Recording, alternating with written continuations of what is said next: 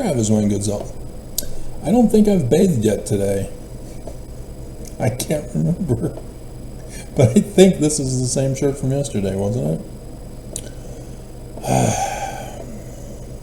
That's why there needs to be patterns.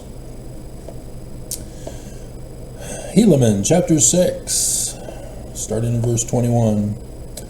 Behold, Satan did stir up the hearts of the more part of the Nephites, insomuch that they did unite with those bands of robbers, and did enter into their covenant paths and their oaths of death penalty loyalty, that they would protect and preserve one another in whatsoever difficult circumstances they should be placed, that they should not suffer for their murders, their plunderings, their stealings, and their wife swappings. It came to pass that they did have their signs, yea, their secret signs, and their secret words, and this, that they might distinguish a brother who had entered into the covenant path, that whatsoever wickedness his brother should do, he should not be injured by his brother, nor by those who did belong to this band, who had taken this covenant path. And thus they might murder, and plunder, and steal, and commit whoredoms, and all manner of wickedness, contrary to the laws of their country, and also the laws of their professed God. And whosoever should nark on them as a whistleblower should be hung. It needs to be hung, not hanged. The Brits, they don't know what they're talking about with English.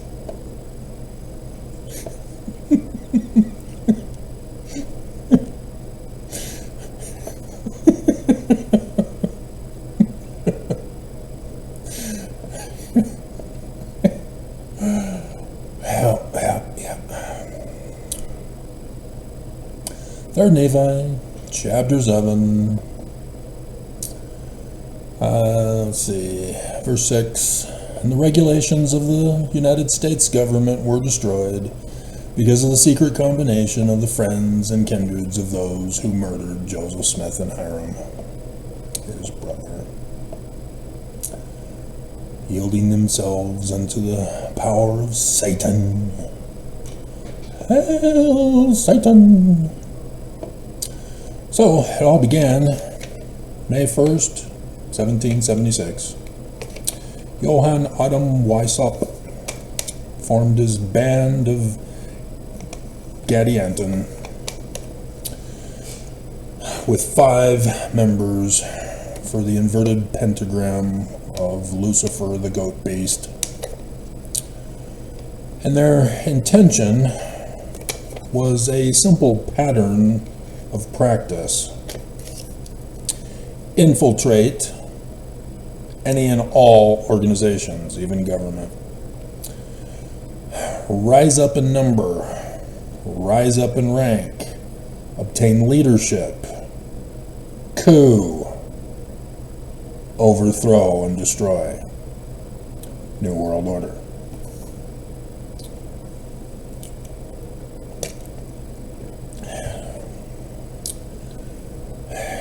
And in the situations of government, they have to start all over from scratch or do other kinds of governments. 3rd Nephi chapter 7, we see this end result. They did destroy the government. The people were divided, and they separated themselves into divided, divorced states of America. We're getting to it. That's the punchline. You got to endure to the end of the intro, the setup. So, yes, this is exactly what Brigham Young did to Joseph Smith. In 1832, he and Heber joined together.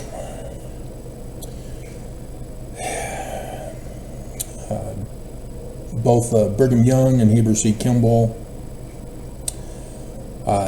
were involved in the Scottish Rites. Brigham through his brothers, Heber himself, And he makes claims in his journal entry when he got to this valley that are all lies, but exposes the truth behind the lies. And he's the enemy. They were of the Scottish Rite, not the York Rite. Scottish Rites are the 33rd degree that were infiltrated by the Illuminati. And it was William Morgan who found this out. He was of the York Rite, and he came to Western New York, and the Batavian Press, David Miller, fronted him the money to work on the book to warn America. And the threat was that they were going to do this process over time, so that in the latter days, according to the Jewish interpretation of the Bible, which they knew that nobody knew because of Constantine covering it up and hiding the days and the hours that were given by the Jewish authors. And they were going to use that to coordinate their attack and thus fulfill the villains of prophecy through that same process. And so Brigham Young and Heber C. Kimball, being of this group, joined. Heber had found out who preserved the 116 pages of the AKA nom de plume William Morgan book after he disappeared. 116 written pages. Why did I have to be the one to find it? I'm lazy. I want other people to give me the answer. And instead, you didn't do the work, so I was forced to do it. And so, yes, Joseph Smith Sr. was that master mason at Canandaigua, New York, where William Morgan was writing the book and was threatened with indefinite incarceration in the state of Utah for 6 years of his life. Right, Mark Shurtleff? Repeating history, no originality whatsoever, the exact same pattern of practice. And so the Book of Mormon is that book to warn us of the Illuminati threat to the United States of America.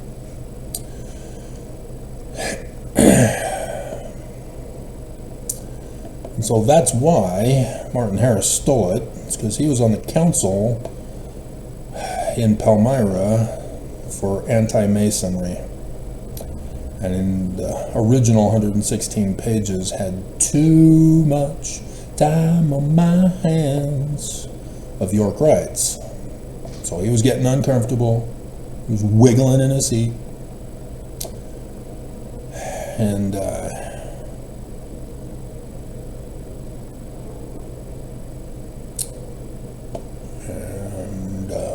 we are. And so thus the theft. So Senior is the one who's pissed off with Junior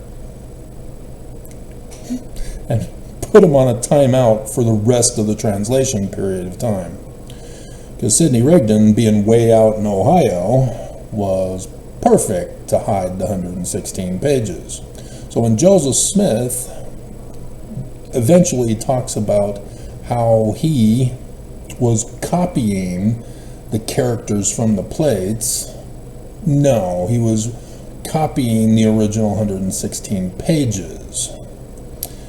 And so they already had it when Martin Harris stole his copy of the original.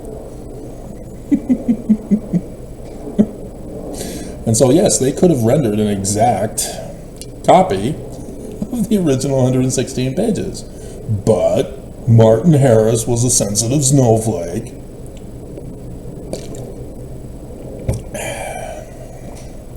And so they had to redo the original 116 pages, and that was the responsibility of the Master Mason at the Lodge of Canandaigua, New York. York rights. Ontario Lodge number 23. And so Brigham Young and Heber C. Kimball, knowing who'd done it to them, who was going to expose their plot, joined and were obviously put right to work, bearing false witness of the wrong religion of the wrong name. First going back to their hometowns where there's a whole bunch of disgruntled Illuminati Scottish Rites members whose temples were all burned to the ground because of the anti-Mason movement, thanks to the newspaper article that scared the colonies. And so, yeah, in so doing, Joseph Smith Sr., by saving William Morgan's life, getting him out of the country, sacrificed Freemasonry. York Rites was good. Scottish Rites was originally good until the Illuminati did the same stunt. And it was before the Illuminati destroyed Scottish Rites. And so it ruined their ultimate goal. And that's why they were pissed. And that's why they wanted to find the original document and destroy it. So Book of Mormon got published. It's out there. It's been 2 years. And so they can't just find every single copy that was given out and destroy it, and murder the people who have it. That would be too complicated. So they thought of something more complicated, the same pattern of practice. And so they converted, hey guys, we found them, let's get them. And they joined the church. And so they then went out and were missionaries also, with the intent purpose on destroying Joseph Smith's church as a secret combination. They would tell people that it's a Christian church, another testament of Jesus Christ is the Book of Mormon, and it's the Church of Jesus Christ of Latter-day Saints as the name of the church. And so even though they knew better, they had their licenses with the right name of the church, with the real signature of Joseph Smith, yet.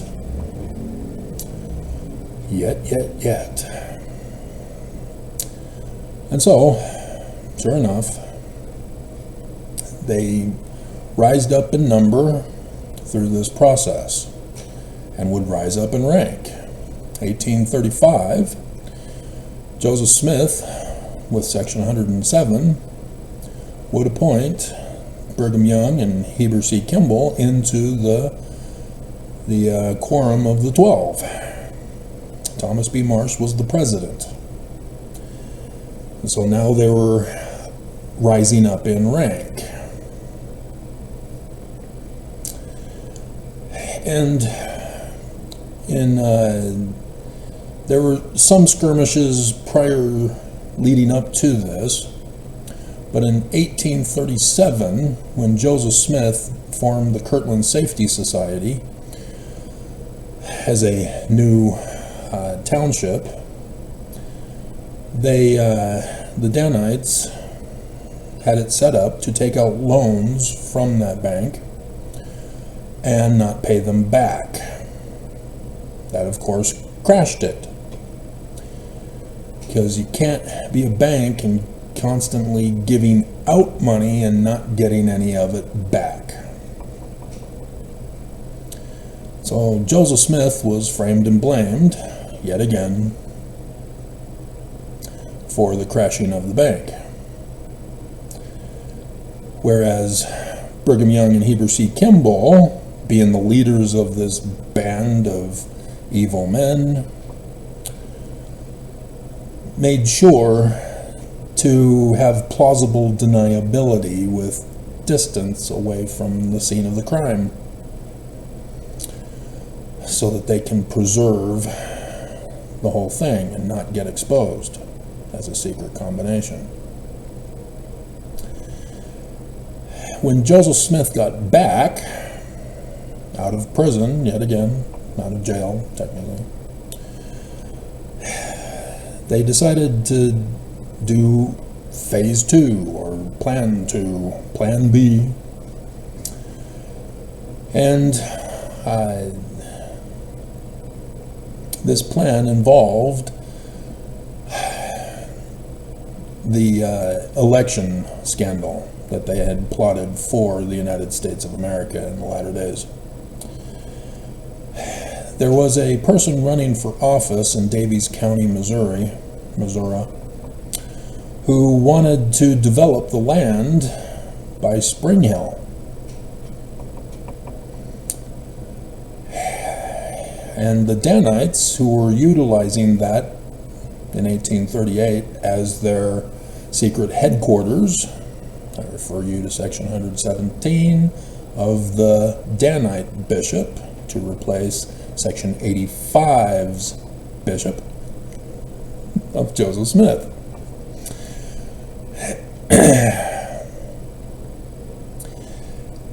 And so the call went out to all the Danites to gather at Adam-on-Diamond for the priesthood meeting, for the transfer of authority, to put Trump on the throne. And they marched to the poll station and purposely threatened everybody to vote for their candidate, who would allow the land to be undeveloped and to prevent the other guy from winning. So there was voter fraud, election tampering, denialism, and decertification of the election, not to mention a civil war that got started there in Missouri because of these Danites. They had threatened a judge and a sheriff to sign an affidavit that it was Joseph Smith who was the leader of this band. Joseph Smith was 2 days away selling land to Emma. And that's all in the Joseph Smith papers, guys. All in the Joseph Smith papers. You can lie and deny all you want, but you cannot defend this church. You got to confess to the truth. Quit lying as the Danites lied, even though you are a direct descendant of them. And so when the war got started, this is when the Danites then put out the call to those whom they, to the rest of the Mormons actually, and more especially after Thomas B. Marsh did his affidavit to the governor that would then sign the extermination order of all Mormons. Because the Danites told Marsh that Joseph Smith is the leader of their band. He approves all this. You need to join us in this war, or we're going to murder you. And so this is where the salt sermon of Sidney Rigdon comes in, and the utter chaos, confusion, dogs and cats living together, mass hysteria occurs. Thomas B. Marsh talks about how the Danites, are they doing heroin all day long?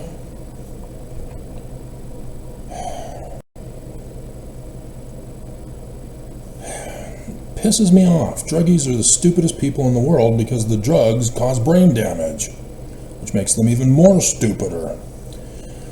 It's going to get this whole building condemned.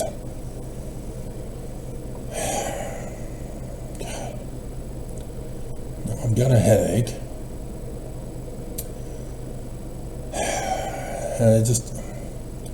You got to catch them in the act. And then you can't just call the cops, you can't just narc on them to the building management. You got to catch them in the act, and that's the toughest part.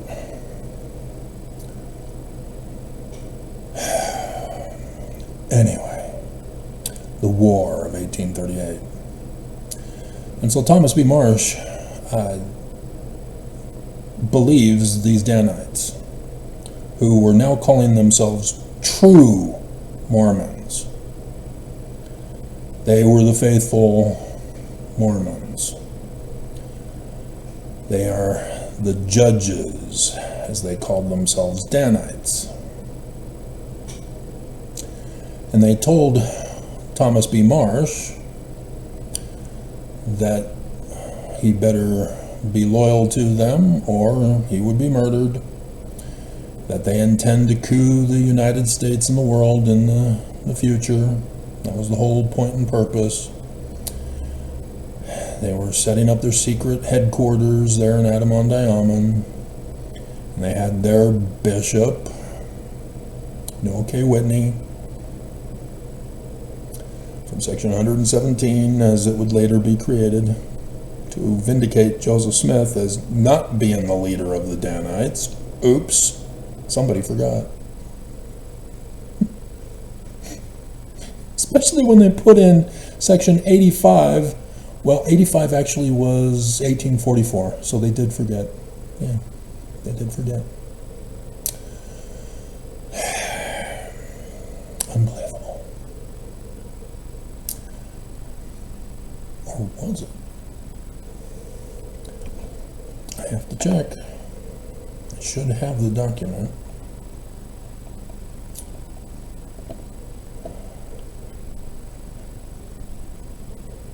Should.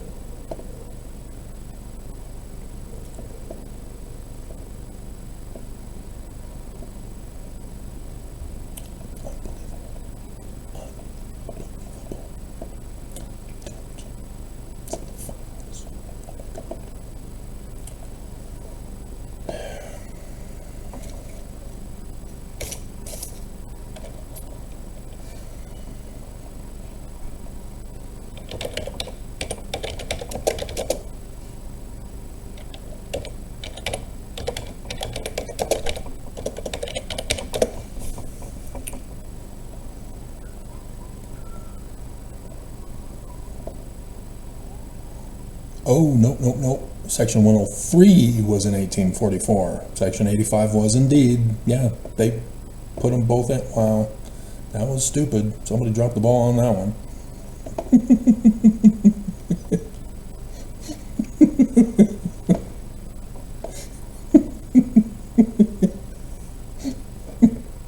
And nobody caught it, I guess.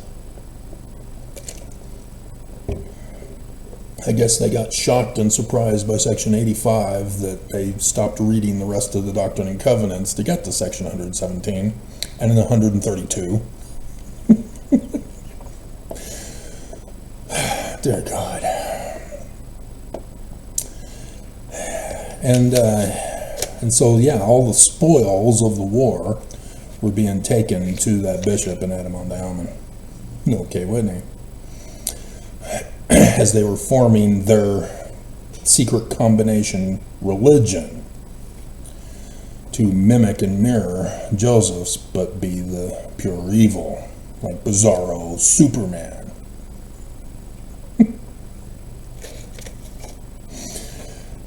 And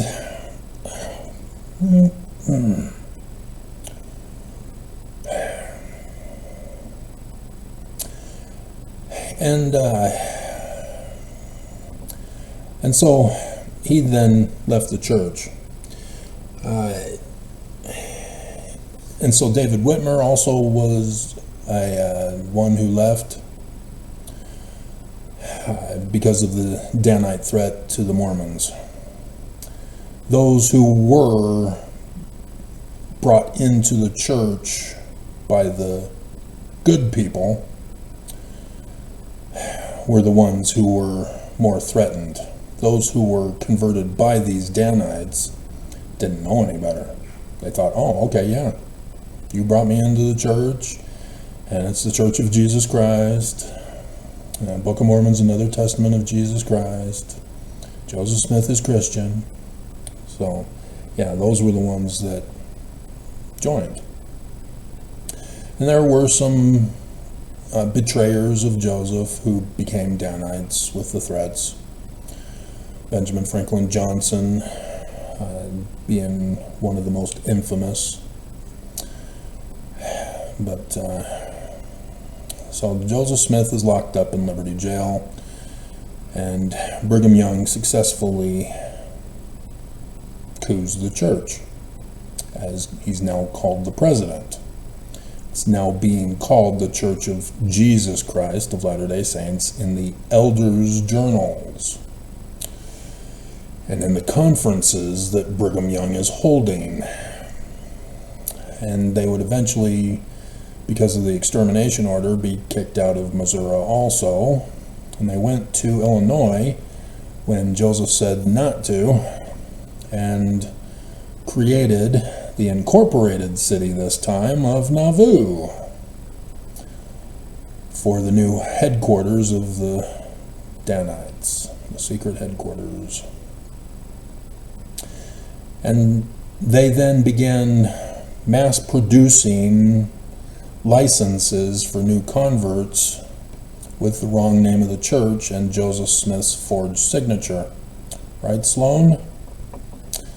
So when Joseph eventually got there, he's going, dear God, there are imposters here in Nauvoo. There are men who have the wrong licenses, wrong name of the church, they're forging my signature. We have secret brethren in this church. They weren't expecting Joseph to get out of the jails. Oops. And so the Times and Seasons had to stop putting in the name of the Church of Jesus Christ of Latter-day Saints, as Brigham and his 12 fled the country to Europe.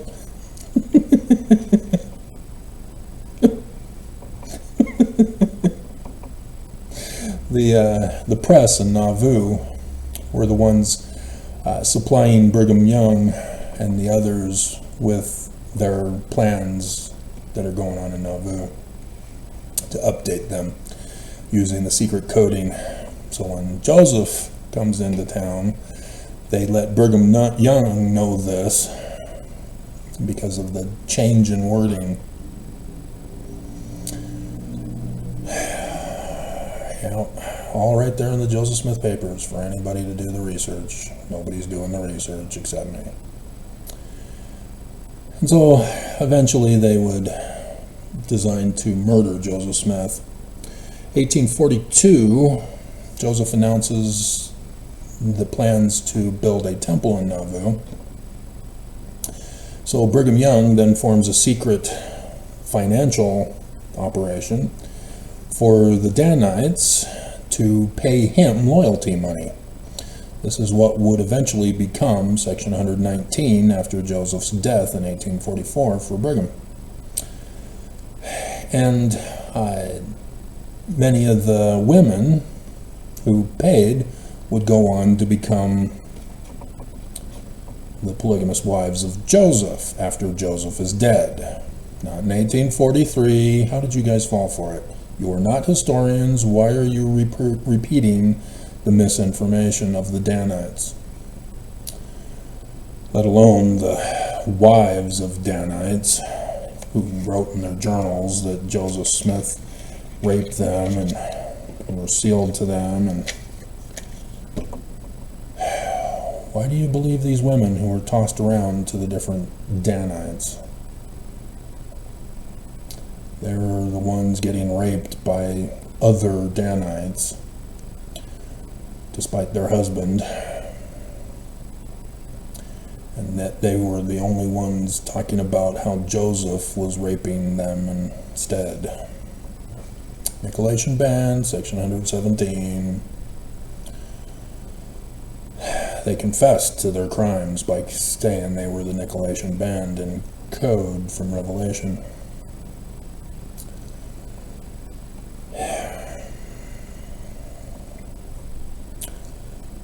So it's not just the men who were evil. And so Joseph Smith would then begin running for president.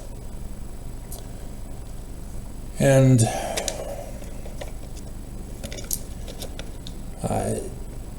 This is when Brigham Young had devised a plot that if Joseph Smith were to win the election, Brigham created a secret combination government, the Council of 50. This Council of 50 pretended like Joseph was in attendance along with other loyalists when they wrote their meeting notes. Joseph Smith Papers vindicates them for not being there. And especially the name of the church is the dead giveaway. And so at some point, Brigham Young realized that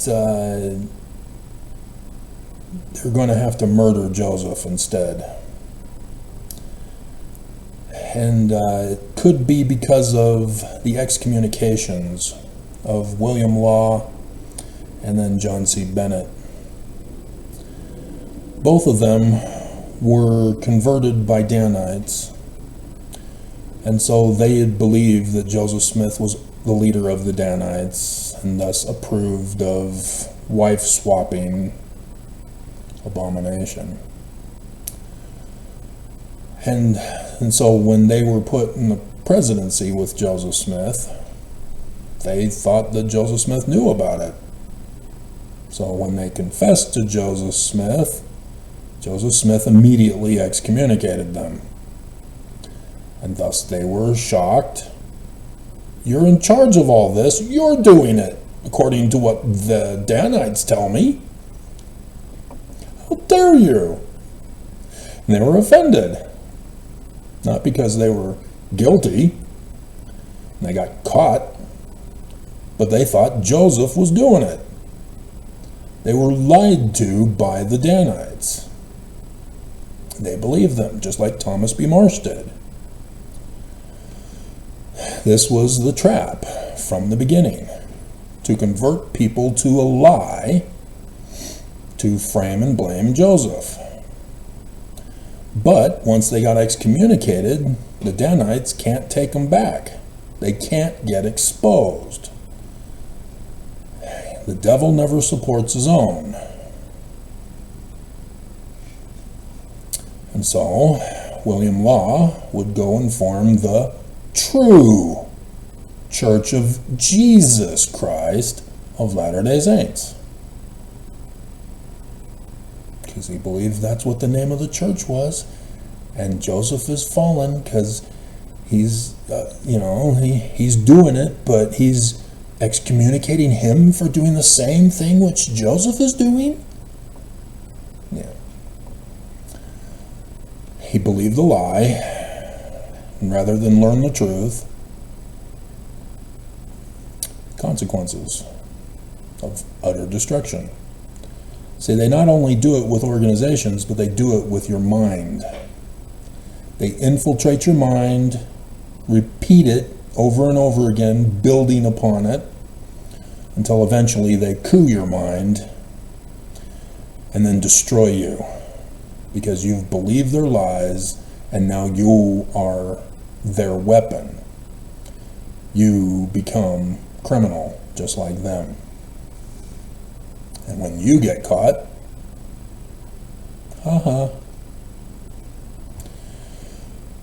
And so only those who would go back after Joseph is dead to try to, say, please take me back, church is true, would they allow to come with them. So the whole Thomas B. Marsh thing of, in his old age, when he's financially ruined and he's near death, he needs to be taken care of in his retirement age, and so he apparently goes to the general conference and gives his little speech there and confesses that Brigham Young is true, despite his affidavit. So he can have a place to die in. And notice it was not in the valley. The Valley of the Jolly Green Giant. He made sure it was far away from Brigham.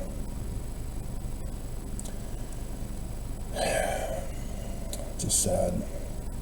But others were able to continue to move on with their lives.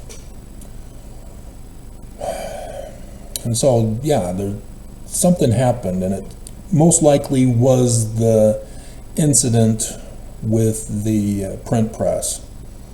The council meeting was held without Joseph, where they decided to destroy the print press that William Law and John C. Bennett were involved in, both of whom were believing that Joseph Smith was a polygamist, and they were offended that Joseph Smith would dare excommunicate them for doing the same thing that they thought Joseph was doing.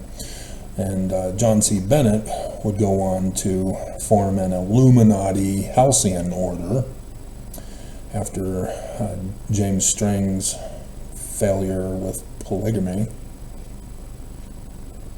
and some deaths that occurred over polygamy. But yeah, it seems to be that was the trigger that said, okay, we won't pursue Joseph becoming president. We got him now. He's a terrorist. He's getting locked up. His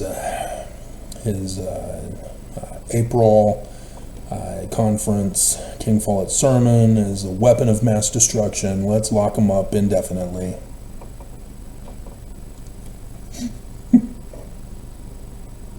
There's some inside jokes that only those who have been following know what I'm talking about. Right, Mark Shortliff? And so that seems to be when the Confederates would then take over the government plans. Abraham Lincoln. Because that's what they were planning. You've got a secret government, secretly financed, of the religious leader with a secret religion, who's running for president of the United States. And so they're wanting to coup the government, thus getting their person in the position. Sidney Rigdon would be the vice president. And so how do you do it? 3rd Nephi chapter 7. You assassinate him in office. Then Sidney Rigdon, being none the wiser of this secret government, would be counseled by Brigham Young, we need to establish martial law.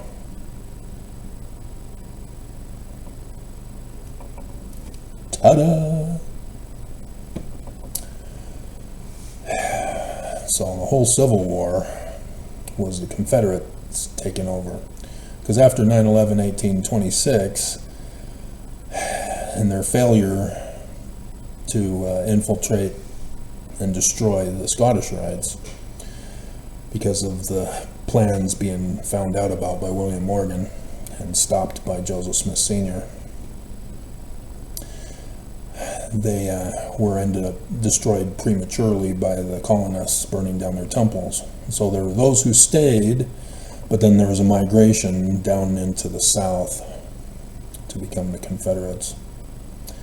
And they have their secret signs, the inverted pentagrams of Lucifer on the Confederate flag. They try to trick you because they're a cross. You have to level it out so that you can see the inverted pentagrams. Then after the Civil War, Confederates would become the KKK as Democrats.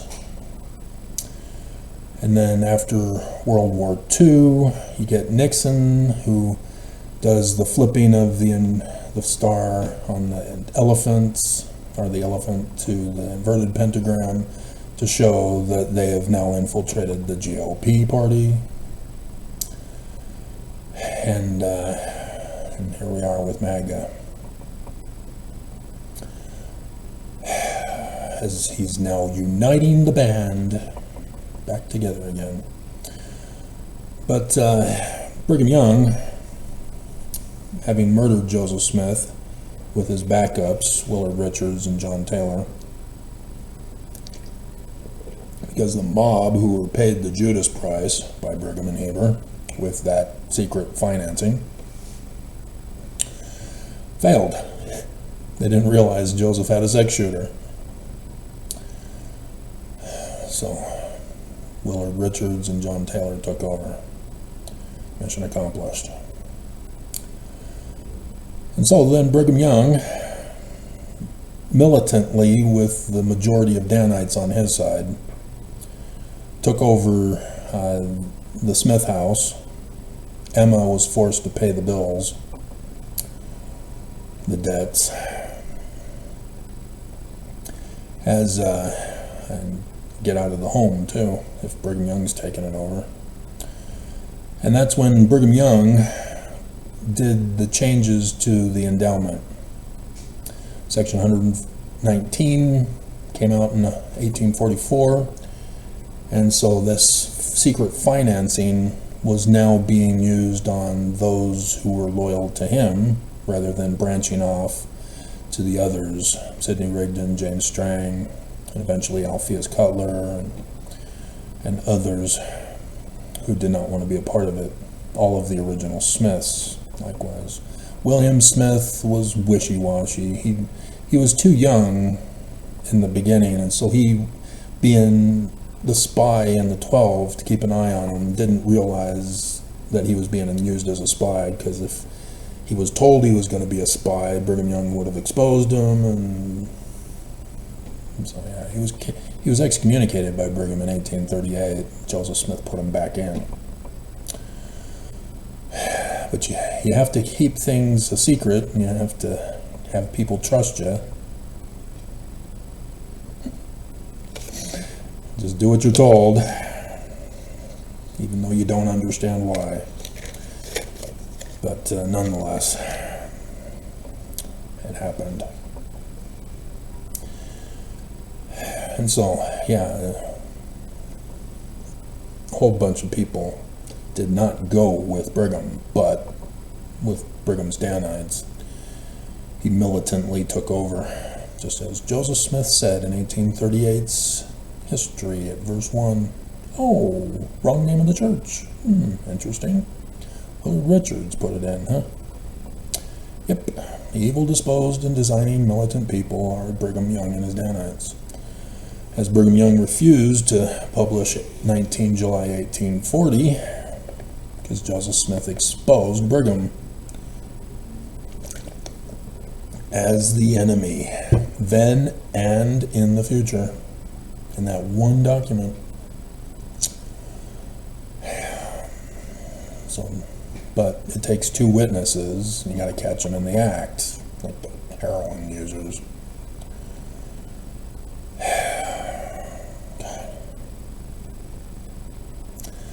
So, fortunately, each apartment is isolated from the others. Well thought out and planned on that one.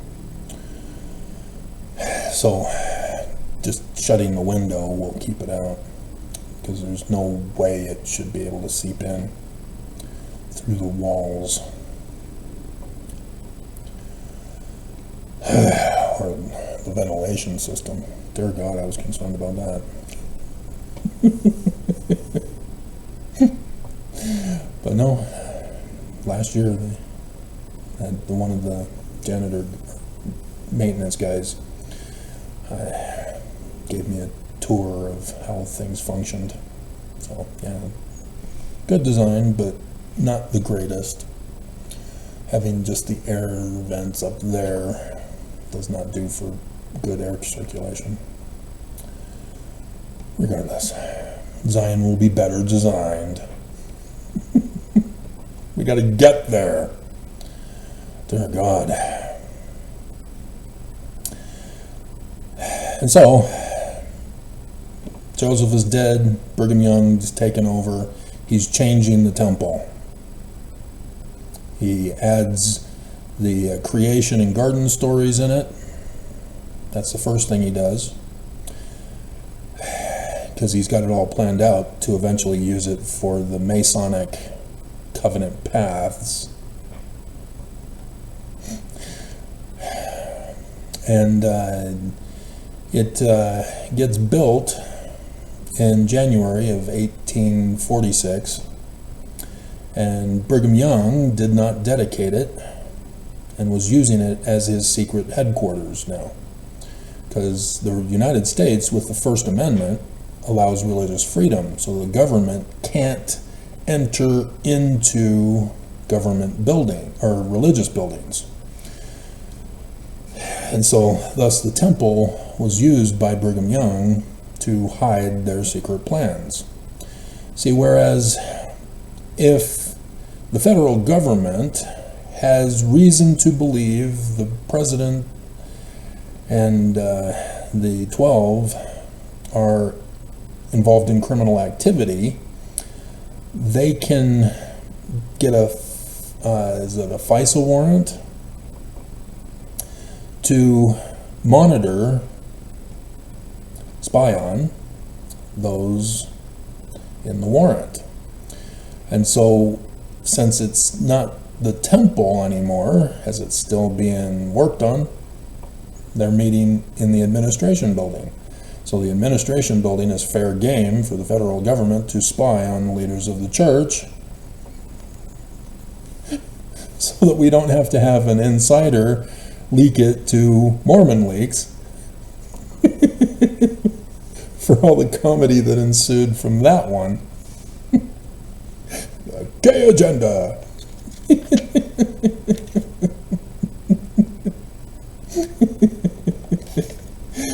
But that was in the temple, and those were done.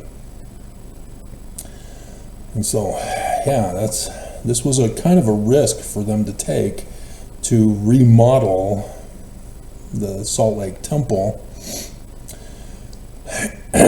during this time when they are actively couing the government. That was pretty brazen of them, and they got away with it. Government never stopped them. Only the SEC did anything to them of any damage.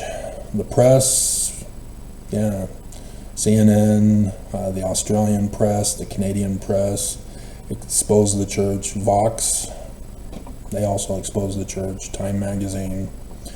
But none of that was effective like it was in 1887 when the United States shut down the church. And so Brigham Young in the temple in 1846 in January. It's not dedicated yet. Mormons are expecting it to be dedicated on April 6th. And he keeps a record of his activities, which, when you're a villain, that's the last thing you want to do. It was bad enough that they kept a ledger from 1842 of all of the Danites who were paying tribute to Brigham Young in secret.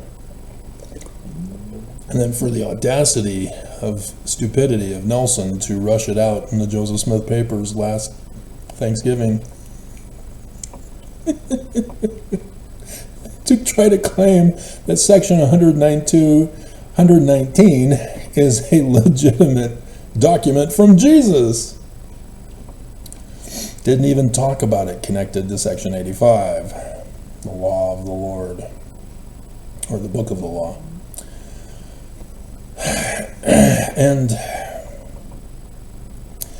And so he was also making a book of sealings, and thus the polygamous sealings are written in there. And so they lied about section 132, thinking that nobody was going to find their little black book of polygamous marriages in the Nauvoo Temple in 1846, not 1843. Really? See, This is the problem. When you're lying to people all the time, it's hard to get the lies straight, especially when you're keeping documents of the lies. You got these contradictions going on that exposes you. But nonetheless, they were forging documents for the 1844 and then Brigham Young's final one in 1876. And so not only another book for, you've got the ledger book, you've got the minutes of their secret combination 50 meeting, you've got their elders' journals with the wrong name of the church, and then you have the polygamous marriages, but you also have their second anointings for Brigham and Heber to become King of Kings, Lord of Lords, the great high priest, the Christ. This is why they were wanting Joseph to run for president, is that Brigham Young would become president by default, a militant president through martial law. So likewise, they were even thinking of murdering Sidney Rigdon if he didn't conform and comply. So, Brigham Young is now plotting to flee the country and establish his kingdom of Deseret. And so he has a group in England set sail to land in California and join them. And obviously they have to be rich to do it. They can't be poor. The poor are left behind. Brigham Young uses this financial thing that he had been doing with the ledger to fund his fleeing the country. And so he's getting everything all set up. And so he's the one who started the underwear. He's the one who had Death to America and polygamy and Freemasonic connections and the temple endowment.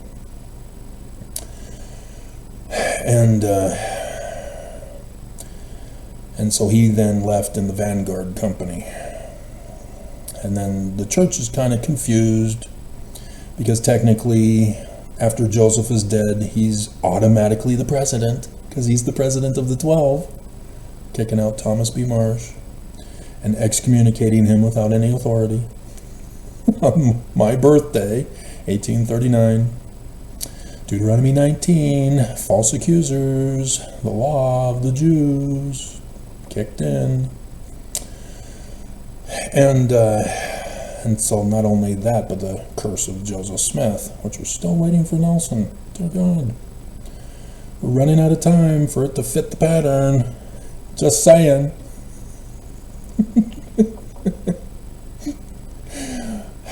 And so, his Vanguard Company flees the country. The poor are left behind. And so he gets in to the valley in 1848, or July 24th, 1847. 47. That's this Illuminati coding that he was doing. 24/7/1847. Illuminati coding. I did the video not too long ago. And so yes, it's him who put the inverted pentagrams around the Nauvoo temple. Joseph is dead, so he redesigned the outside. And getting his brother-in-law, Truman Angel, and one other guy to make the change. And then it was dedicated on May 1st, the anniversary of the Illuminati. So you're seeing these patterns of who they are when you put all the pieces of the puzzle together.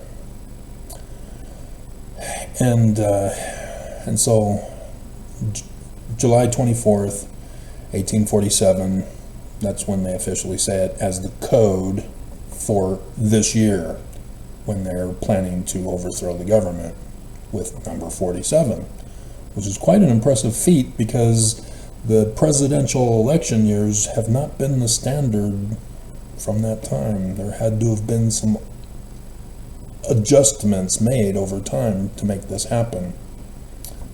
So I will return in a minute. Alrighty.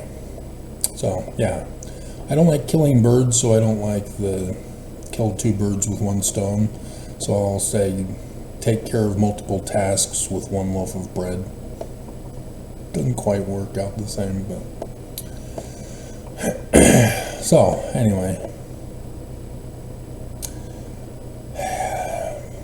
you have Brigham Young now in the valley as he's demonstrating the Illuminati. That's why the temple was burned down, because of that pattern of criminal practice of the secret band of the Illuminati, despite what the church wants to distract from saying.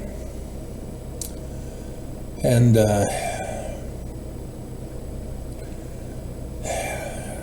so only the vanguard elite go.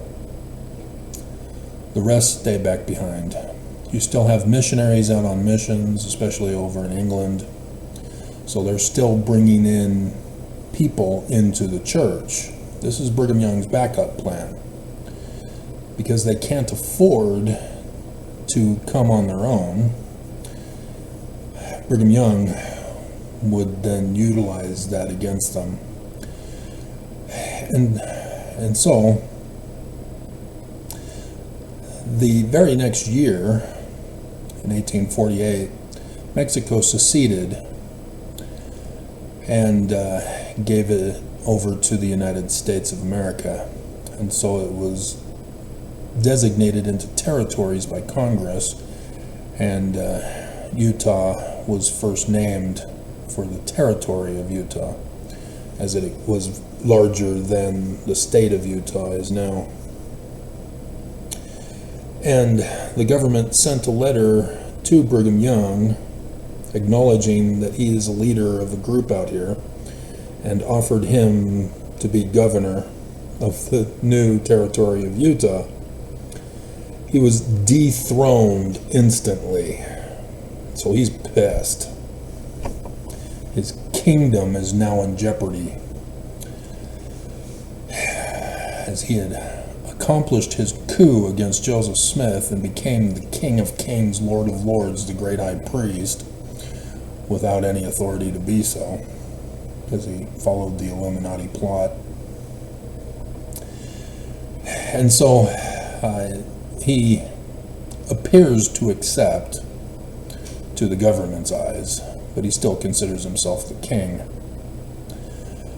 And so he's now expanding his empire by doing this, in his own mind anyway. And so he then, in 1849, starts his perpetual immigration fund. This is where the Danites now have to give extra tribute to Brigham Young, to this particular fund, to get the poor to Zion. Not just from America, but overseas as well. And this is the pioneers with the handcart companies as well. All being adult and child trafficked and sex trafficked, as the Danites are converting women for the purpose of adding to their harems. Whereas Brigham and Heber, I guess, sufficiently got enough with their 12, because they were first. They got first pickings. And so the remaining elders of Israel had to go and convert their polygamous wives. But it was still in secret. The rest of the membership, who were not Danites, did not know anything about this. they were not part of Joseph's inner circle and were not told by the Danites. But yeah, that's William Law and John C. Bennett. And so Brigham Young now adds to his covenant paths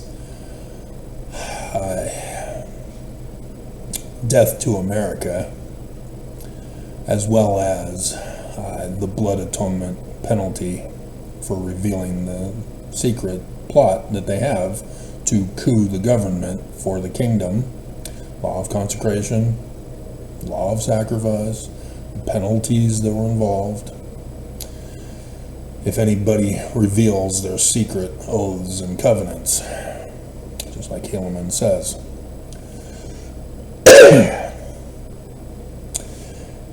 And this is what the United States would shut down Brigham Young for, was the Perpetual Immigration Fund.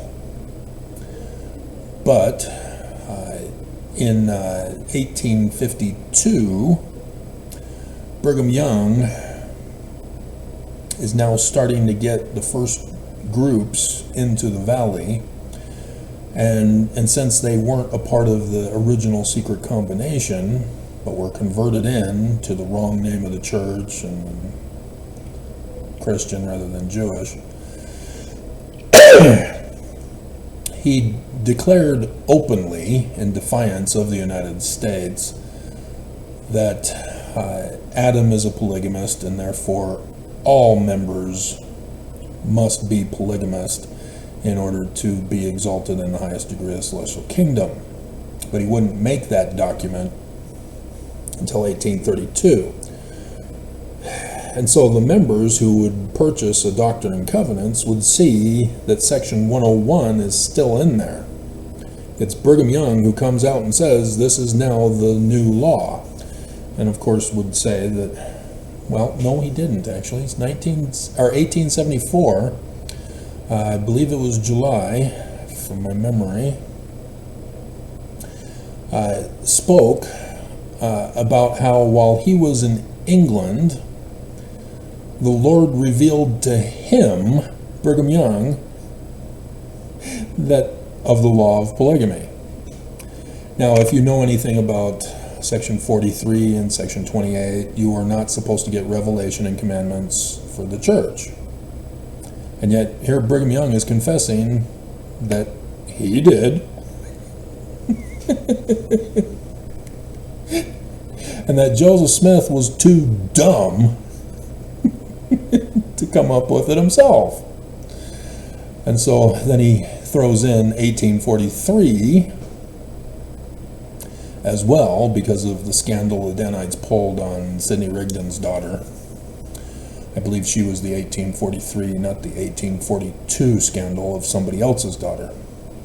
I think it was William Law's daughter, or no, that was the wife. Somebody else's daughter was involved too, I think. None of them went with Brigham. So it was easy for the Danites to blame them and accuse them of making the accusation against Joseph. Who was going to stand up and contradict them? So you get the one woman for William Law, who was a Danite wife, who confirms for Brigham under penalty of death, or willingly, that Joseph Smith and the wife had a disagreement thing. I did the video. So you now get all these members coming in, and they're now being told you got to practice polygamy in defiance of the United States. All federal officers that are being sent to the Utah Territory are being murdered and chased out by Brigham Young and crew.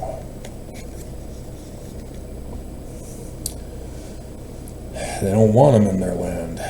Brigham Young is trying to restore his kingdom and taking the Utah Territory as the expansion of his kingdom at the same time. He's killing two birds with one stone. Because he's got this evil mentality of his end goal, and whatever it takes to get to that end goal he's doing. So he's got backup plans and all that stuff involved. And so the new Mormons who arrive, they are now being told they've got to be polygamist, but there are no extra women. And so they're being told, go convert them. But you already have your Danites converting them. So yeah, there's some controversies that are immediately sparked. You don't have a law of polygamy when you don't have enough wives to go around for polygamy. He just doesn't care. It's all to establish loyalty over the membership, purposely causing the contention, purposely causing the confusion, purposely causing a no-win situation to see who's going to be loyal to him. And so thus, the members, if they're going to be loyal, they need to steal other men's wives, even if murder to get gain. Red rum, master man. Because Brigham Young doesn't want those published under his reign. No pearl of great price. None of that. So yeah, that was the missionary who was still on his mission in England, the other Richards, who would then join them, but it really didn't get published until John Taylor's reign and ministry. And so, yeah, then he, after, there's the whole, he sends a terroristic threat letter to the government, and they send in the army that prevents the temple with the inverted pentagram of Lucifer on the keystone, prevents that from being built for 40 more years. And so then there's some St. George fleeing as well, as he has his home down in St. George. And so under John Taylor adds further revelations, as they call them, redefining revelation, because they want nothing to do with Joseph Smith, but they've got to give off the appearance of being true successors from Joseph Smith, and so they just redefine words so that Mormons get confused. And John Taylor writes about polygamy and has them in his Doctrine and Covenants, but then the United States shuts them down with the Edmunds-Tucker Act of 1887, and it takes time to get the whole thing done, but not too much time, because they lock up John Taylor and some others, and John Taylor dies in prison, and then Wilford Woodruff takes over as the president of the church, lying to Mormons. This is how we find out that Brigham Young incorporated the Church of Jesus Christ of Latter-day Saints in 1852 along with polygamy, because incorporation is just a filing with the government. He's the government. And well, I think he was booted out by 1852. So he got it incorporated nonetheless during that time period to establish the church, reinforce it. And he's trying to increase the numbers. You see the Illuminati thing that's going on here? he's already converted them. Now he's got problems with the government, and so now he's bringing in the numbers, increasing the number, rising them up in rank in the government to make sure that federal officers don't take their jobs, and to reestablish a border. And so he sends Mormons north and south to create a wall to keep out Americans from colonizing in his territory now.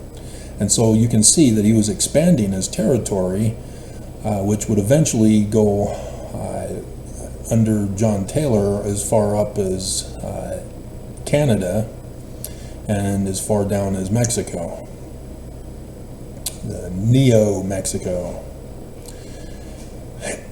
not New Mexico, the post-secession Mexico. And so he's creating a wall, and thus 9/11/1857 was Senator Lee's third great-grandfather, John D. Lee, and the murder of the women and children trying to find a place to live,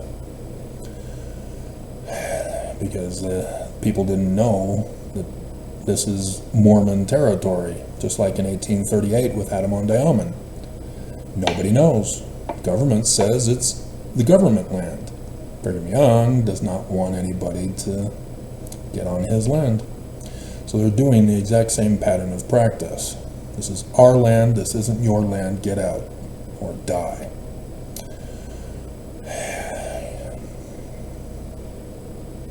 And it's sad that still to this day, people are left ignorant about this bigger picture, that they don't make the connections to this great evil that was being spawned here in the West. And so, yeah, brothels were also created because the men are unable to get a wife, let alone polygamous wives. That's how Brigham Young solved it. You're going to complain? Fine, we'll give you a brothel. And so they got to put in little girls to be the prostitutes at the brothel. And so you have the first one given to Orrin Porter Rockwell, which is now called a hotel.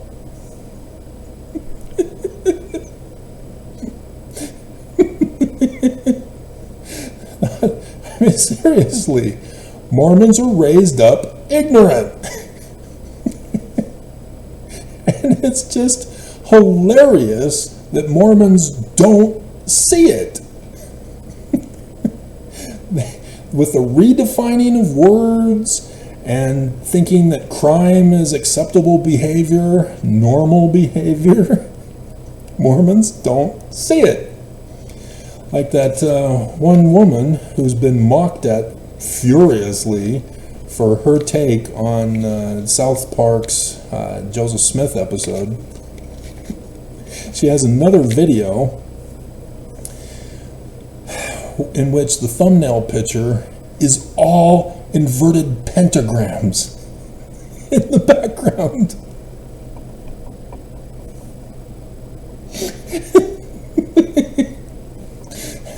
Mormons still to this day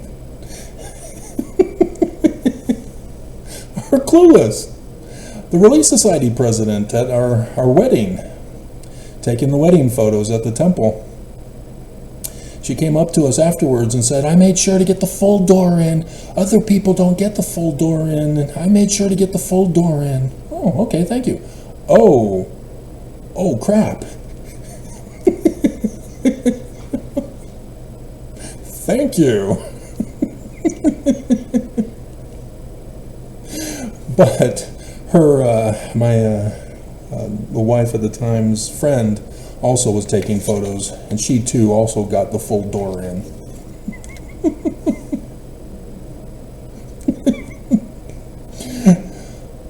And I'm showing it to my wife, and she's in denial. No. I mean, seriously? And so you got Mormon apologists likewise, who, because Christians known about this since the 80s, if not earlier. And so my peers were knowing that we worship Lucifer. I didn't understand what Pete was talking about on the bus to our latest basketball game. He did. I didn't. Because these born-again preachers were telling the kids and showing pictures of the inverted pentagram to show them. See, they worship Lucifer. There's the sign of Lucifer on the keystone of the doors of their Salt Lake Temple. That's why the church would put up a wall to cover it up and hide it.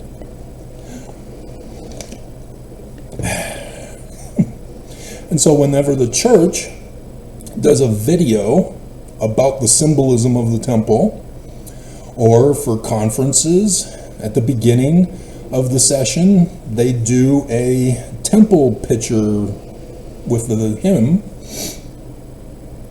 And whenever they get to the Salt Lake Temple, it's always from a downward up angle to miss, on purpose, the keystones on the doors of the temple. They don't want it shown to anybody because they know of the controversy it causes. It exposes them as who they worship. And nonetheless, this is how the church indoctrinates Mormons into thinking that all this criminal activity, all this worshiping of Lucifer is normal and it's Jesus, Christianity. And so Mormons become literally illiterate through the indoctrination.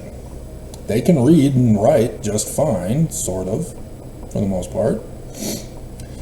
But they are incapable of comprehending what it is that they're reading. They'll read over the Book of Mormon when it says it's in the learning of the Jews. And they go, oh, right, Christian.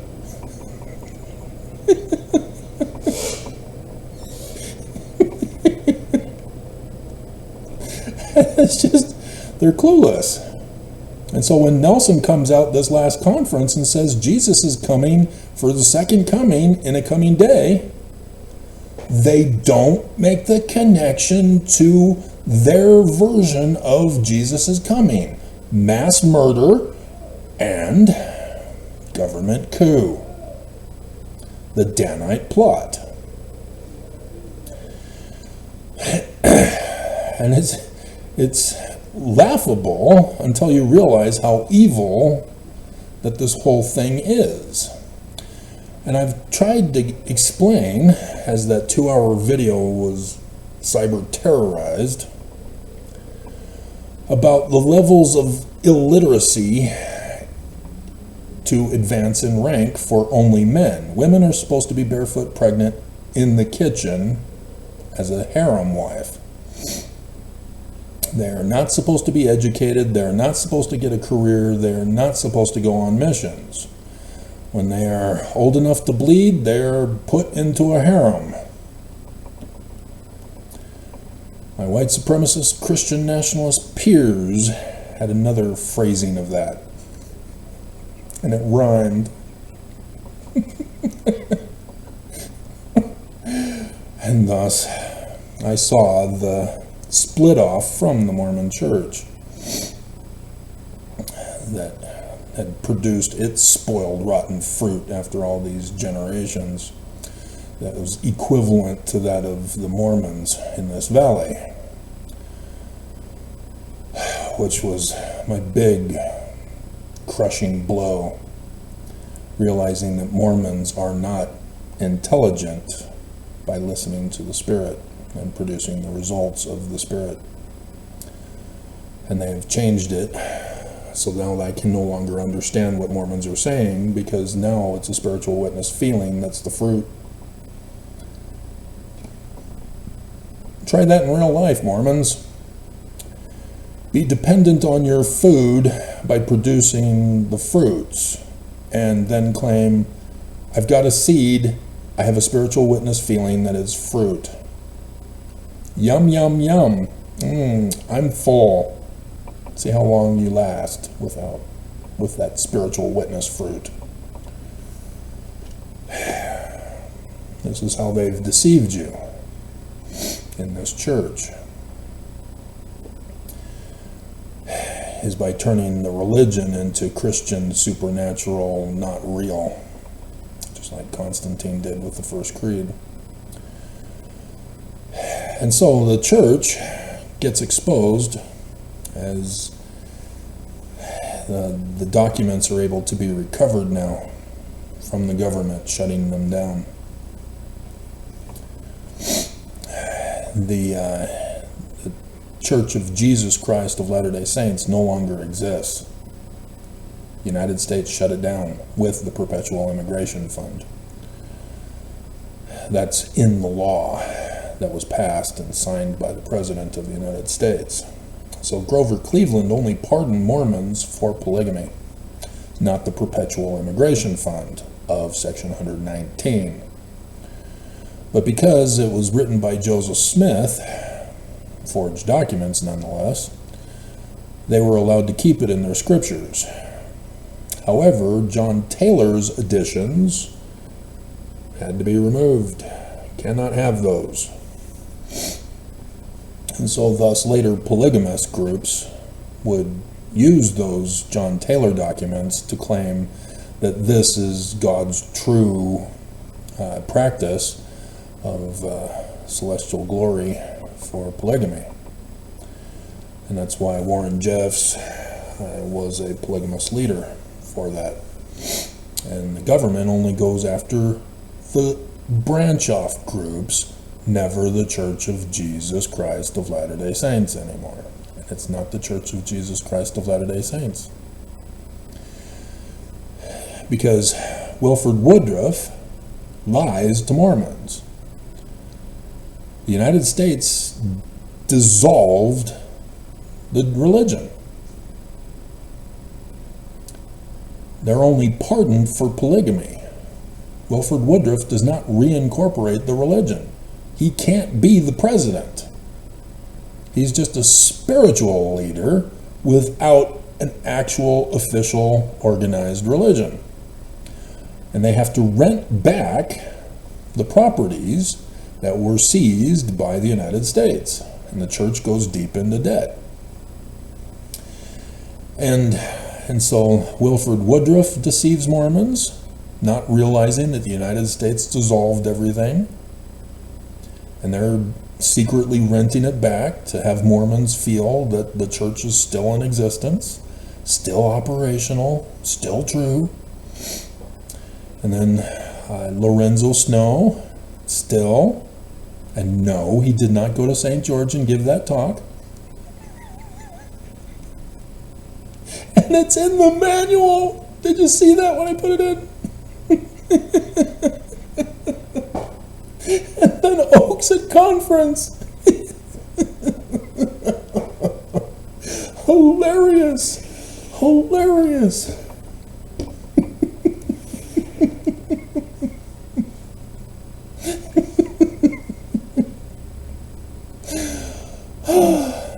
The biggest hilarity since Thomas B. Marsh's hilarity, because George Albert Smith was the one who claimed that it was milk scrapings defending his wife's honor. No, it was a lie, because George Albert Smith was part of the Danites from the 1838 coup time period.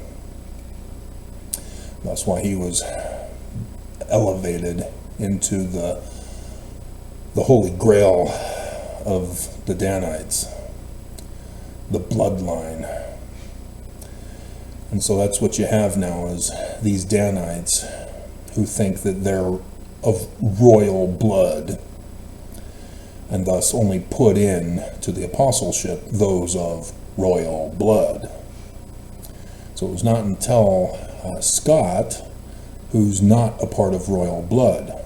You know, Bruce R. McConkie married into royal blood, but it's not really considered because it was Hiram's daughter, right?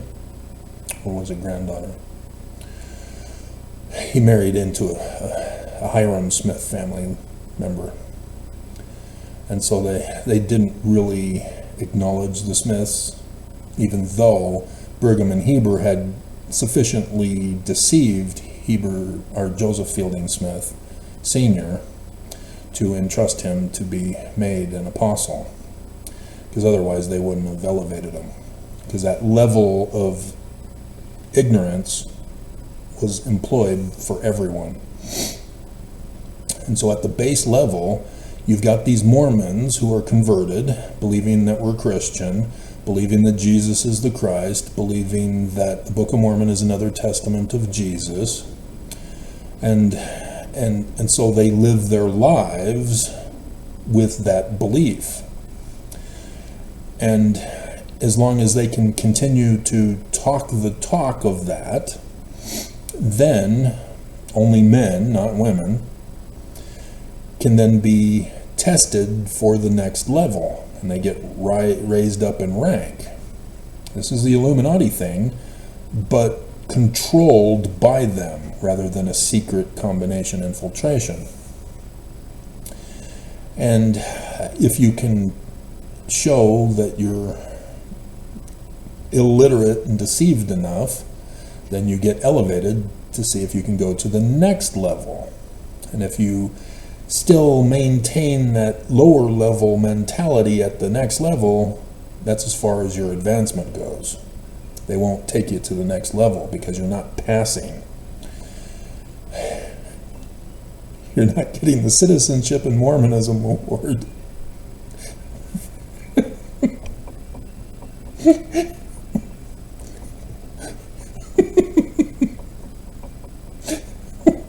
I got an email picture today of Citizenship in the Nation, a goat head and a crown, thus the thumbnail picture for you. That's where I got the inspiration from. I don't recall that goat head being on the original book, but it's been decades. It was hilarious. And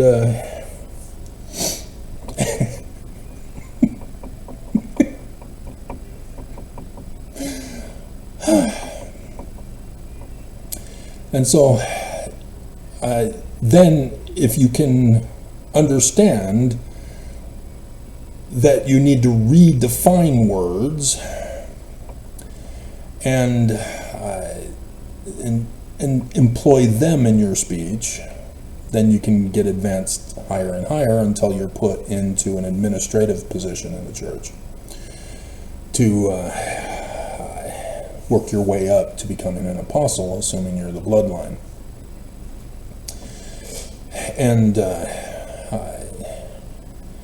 And so many are called but few are chosen. And why are they not chosen? Because they don't understand the secret plot. So once you get into the apostleship, that's when they will let you in on the first level of understanding of the bigger plot. And they will bribe you financially to keep their sacred secret. And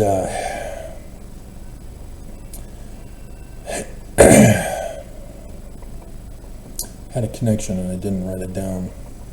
So this is all associative memory that I'm using here to put this in order, and it's not on paper anymore. But there's something else. Oh, the whistleblower from Ensign Peak Advisors. He got the job because he knew the guy in charge of the LLC Corporation. And so since he was Mormon and he's Mormon and it's for the church, he thought he could trust him with the certain level of access to the documents that he was given working for Ensign Peak Advisors.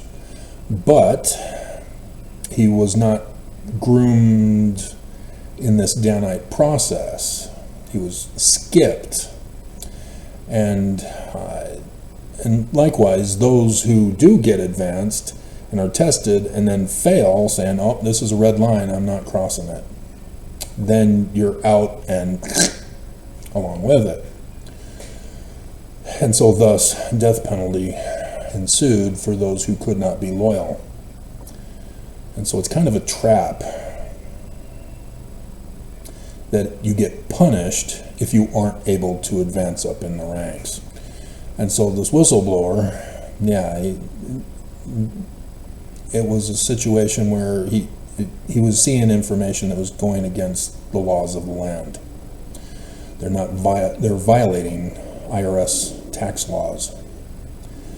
And so he whistleblowed, and thus obviously has to leave the church. And so he's been a part of lawsuits with James Huntsman, calling tithing a donation. God. Got a spoiled rich billionaire from daddy's inheritance, and he calls it a donation?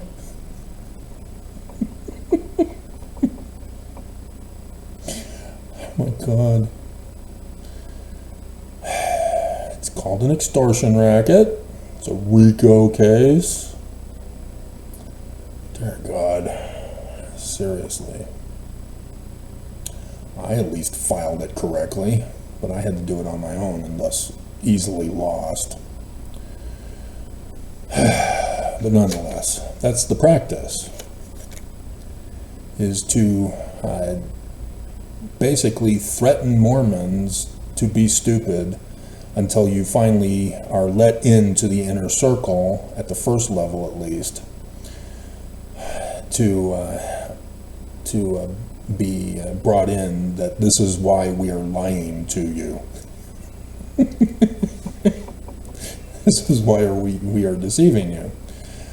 And so it's interesting listening to Nelson, Oakes, and Irene, as Nelson and Oakes understand the big plot and spoke about it.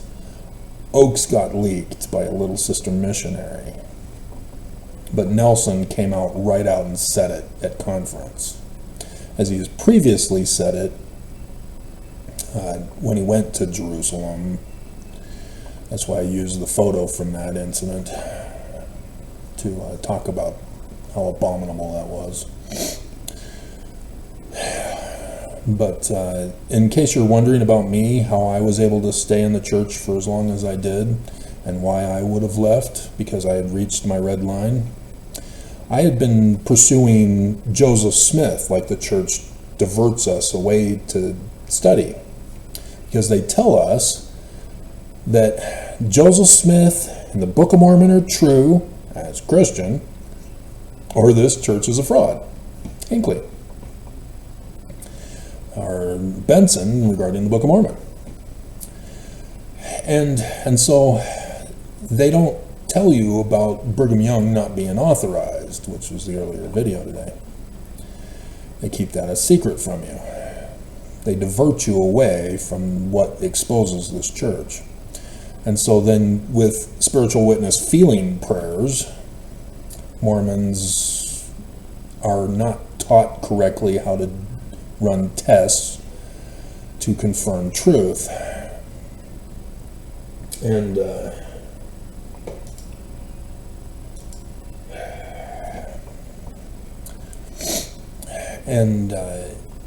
so for me, I was pursuing Joseph Smith's languages as a translator, because Mormons and none are alike are saying that Joseph Smith is wrong. Nobody's giving me the answers, and that's unacceptable to me. If Joseph Smith is our founder, if this church is true, he's got to be a translator. Or so I thought.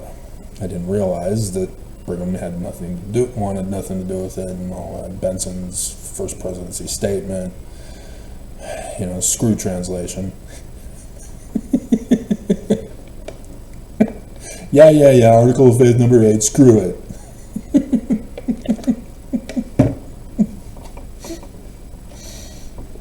I just shook my head over that. And there were numerous things from my childhood that I just had to put on the back burner. I'm not able to figure it out because we don't have Google search that doesn't have AI yet.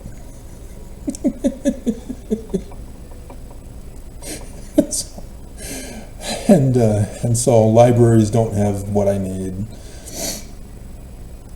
But I was able to pursue foreign languages when I got up into Canada for the University of Lethbridge, and the guidance counselor got me into both Greek and Biblical Hebrew, where I would then go on to decipher Paleo-Hebrew. And so for me, Joseph Smith is true. Book of Mormon is Jewish. That's my whole channel.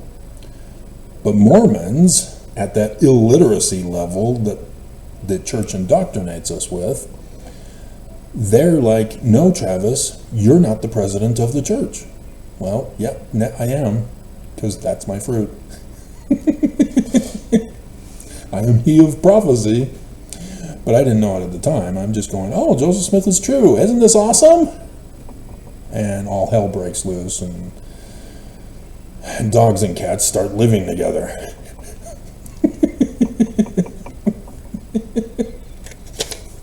And I've been hunted by this church ever since. And so that was not the line, because I knew Joseph Smith was true. I had not yet got the receipt from the full corporate board. That wouldn't be until after I got freed. Right, Mark Shurtleff? And so, yeah, having access to the internet, pre-AI. I also got an arch with an AI keystone. From the same person.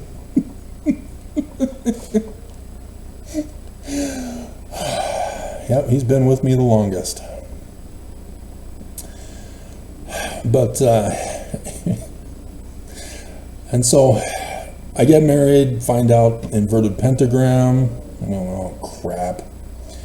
So again, I put it in the back burner because nobody is giving an explanation for it online. Mormon apologists are not talking about it. The church isn't talking about it. Well, Mormon apologists are saying that it's a symbol for Jesus. The church does videos and doesn't talk about it, and then the video before conference likewise doesn't show it. Out of sight, out of mind. The white supremacist Christian nationalist thing that my mom taught me, because she's from the Danites through her mom's line. And it's adopted in Danites, not actual Danites, but nonetheless, Danites. And the church,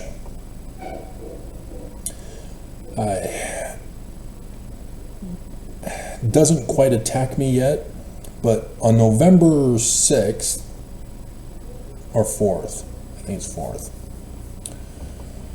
before the election that year, 2016, Fox 13 News Utah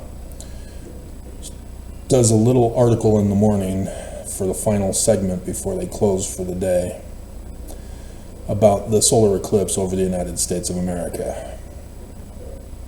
My jaw drops. I know what that means.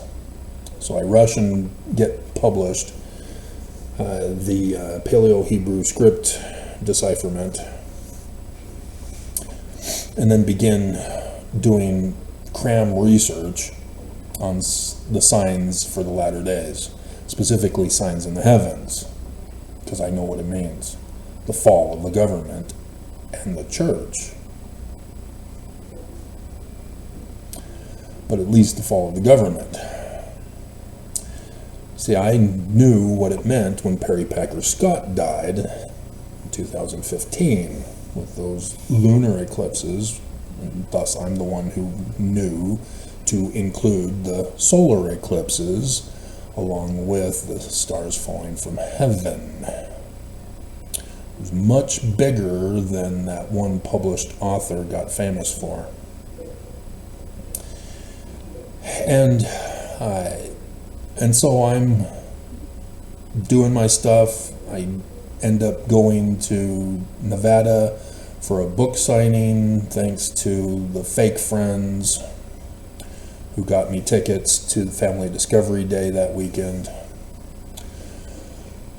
And I have the dream about my mission, also in February then, in 2017. And the reason why they were fake friends is that they were hoping that by having me go to this book signing, that I would provide approved books. Because the other stuff they didn't approve of, and they didn't want to come out and tell me, unless they were fake friends. See, Mormons, this is that level, they're enforcers for the church. That's also part of it, is it's not just that you speak the speak to get elevated up in rank. You also have to take away other people's agency to force them into this ranking thing as well. That's also part of the blood atonement. That's why you get so many Mormons who are murderers, is because of this. With the death penalty and the temple covenants, Mormons think that, well, you're wicked, gotta kill you. And there's a lot of Mormons locked up for murdering their spouses because of this. And Chad Daybell, dear God, his own kids?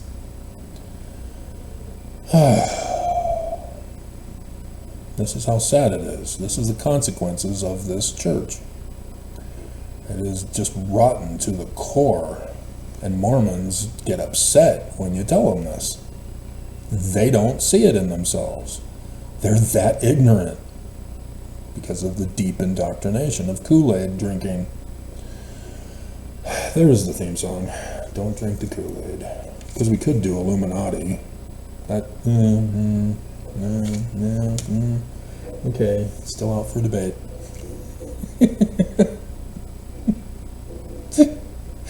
Because this is all what it's all about, is the Illuminati plot to destroy America. And so July 2017's video comes out. 40,000 still to this day because YouTube shut it down. And I know that the majority of you who are brand new to my videos have not seen that video. Because that's all it takes, is to get new people who have a group that follows them or gets recommended because of them by watching my video, that would help continue to increase the numbers of that original video. And so that I should be able to get it into the millions by now, but YouTube purposely shut it down so that nobody can help boost its numbers to get over 40,000. It's just short by a couple hundred, a few hundred, something like that. But nonetheless, I'm not here to do view enhancements. Like and subscribe. No, I'm warning you of the dangers of this church. That's more important than me being popular. Mormons don't care. They'll use that as a false accusation against me. They never get it. They're projecting of their evil. And they falsely accuse me of all the hate comments and death threats they've been doing all these years. And so, yeah, the church finds out about that video, that it's getting popular, and they have a Mormon employee shut me down. And he's been attacking me this whole time, and cyber terrorizing me, and on YouTube and on my computer, as he's the one involved with freezing of my camera when it's through YouTube. Church also has the church website security, who likewise knows who I am, and if I go to a church news article and to try to do a video, they also get me that way too. So Google is facilitating this cyber terrorizing against me. Cyber terrorism. And so the pressure became quite intense for a couple of years. I lost my wife because they got her away from me. And the bishop came to me and said my video on Adam fell that men might be is going against the prophets. Excuse me? If the prophets are going against the Book of Mormon, the prophets are wrong. As a bishop, you are responsible for not trusting false prophets, to keep your ward from following false prophets. Oops. Again, he was projecting. He became, at the higher ranked level, an enforcer for the church to try to move up. The bishop enforcer that helped chase away my first wife, he facilitated all. He got played, and he what a dumbass he was. He even cursed me, that bastard. And he exposed himself to little children and went around telling everybody, they saw me naked. Not something you want to go around telling people. But nonetheless, that's why I call him Lester, the child molester.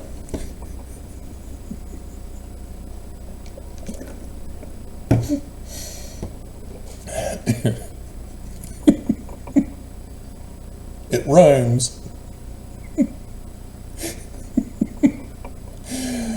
And so he was counseling the two of us, as she did it because she thought I wouldn't do it, so that she can justify leaving me.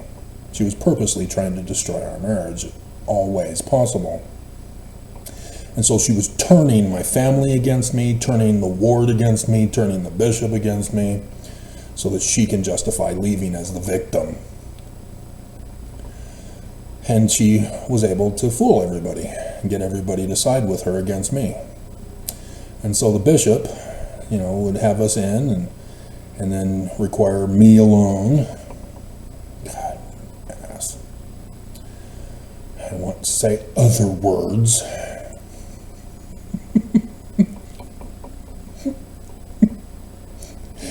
And so I then find out he was secretly seeing her all by herself, giving her blessings about, oh, poor her, just stay strong.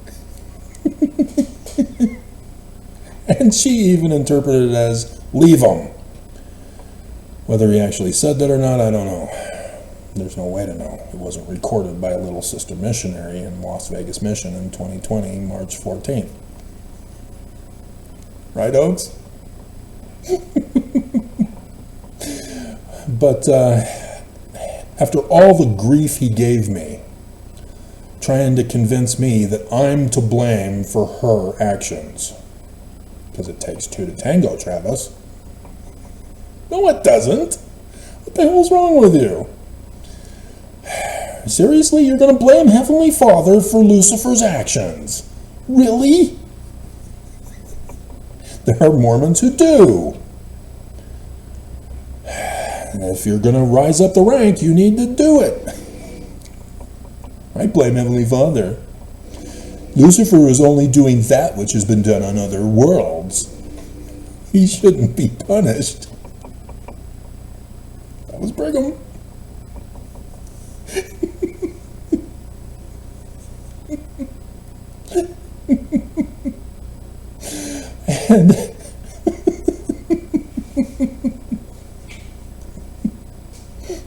And you're supposed to be diverted and saying, oh yeah, there's other worlds. Oh wow. Yeah. So Heavenly Father, is he Jesus on his world? Or did he have to wait to be resurrected to have Jesus be resurrected? But wait a minute, how could he have Jesus as his only begotten Son if Jesus is the one who is the atonement for all worlds?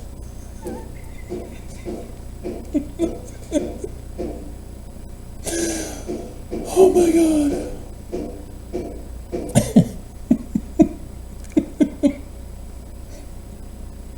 And so in one of his private meetings with me, Fortunately, not talking about graphic sexual stuff. That's only reserved for little kids. He said, "I think you're losing her." Oh my hell! Captain Obvious to the rescue. He helped facilitate it. And now he's trying to distance himself from responsibility for what he'd caused. Ass. So yeah, then that one fateful day when he then cursed me. Bastard.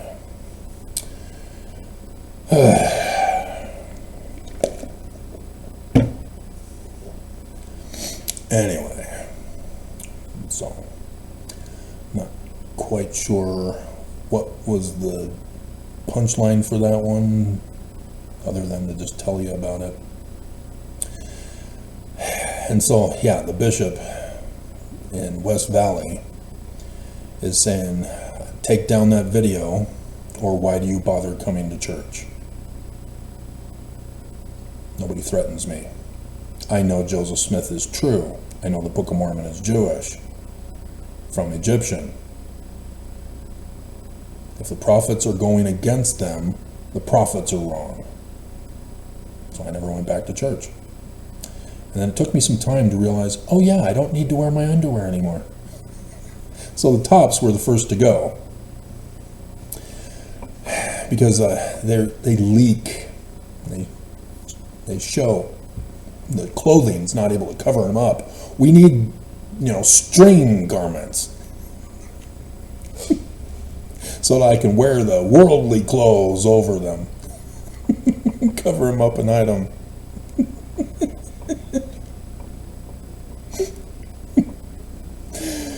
Hilarious. And so I'm out of the church. I'm all alone again. And here I am, trying to cram to get videos to warn you about what's coming. As Monson would then die for Revelation chapter 12 verse 4. Nelson would then take over. And so I'm now having to expand my record keeping of the history of the latter days to include Nelson's reign and ministry and every single thing he changed. I already got that picture set up. It would be a clip from Nelson for each one, but it's a formality thing. It would be too big of a project, but I got the inspiration for the picture. I made the picture. It's blue this time instead of the purple. What other ones do I have? Black, green. Okay, yeah. So I got purple, green, black, and then this new one is blue. But it's not for this video. It's for a future video that I may never get to unless we get the Zion. But oh well. Oh well. I did it because I was inspired to do it. So it'll be in the archives for whenever I do it. But if it's some time from now, I'll forget that I had done that picture. We'll end up making another one for it anyway.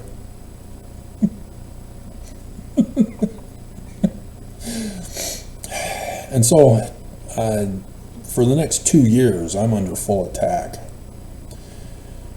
They attacked me to get rid of my shield and protection to me against the power of the destroyer until I finish my work on the earth. Yeah, women, not underwear. And so I'm defenseless now. I knew that being married was going to protect me from Mormons, and now they got her away from me. And so the attacks on me intensified from all different sources. And so finally, near the end of 2019, it was getting overbearing. And so I decided to sue the church after I had found the receipt.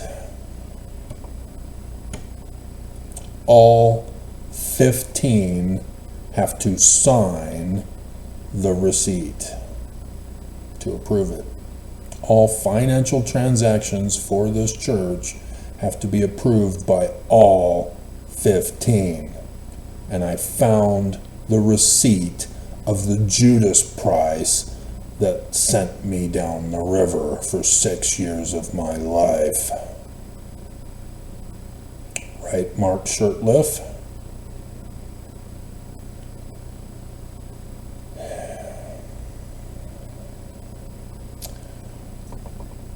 But that was not the line that was crossed.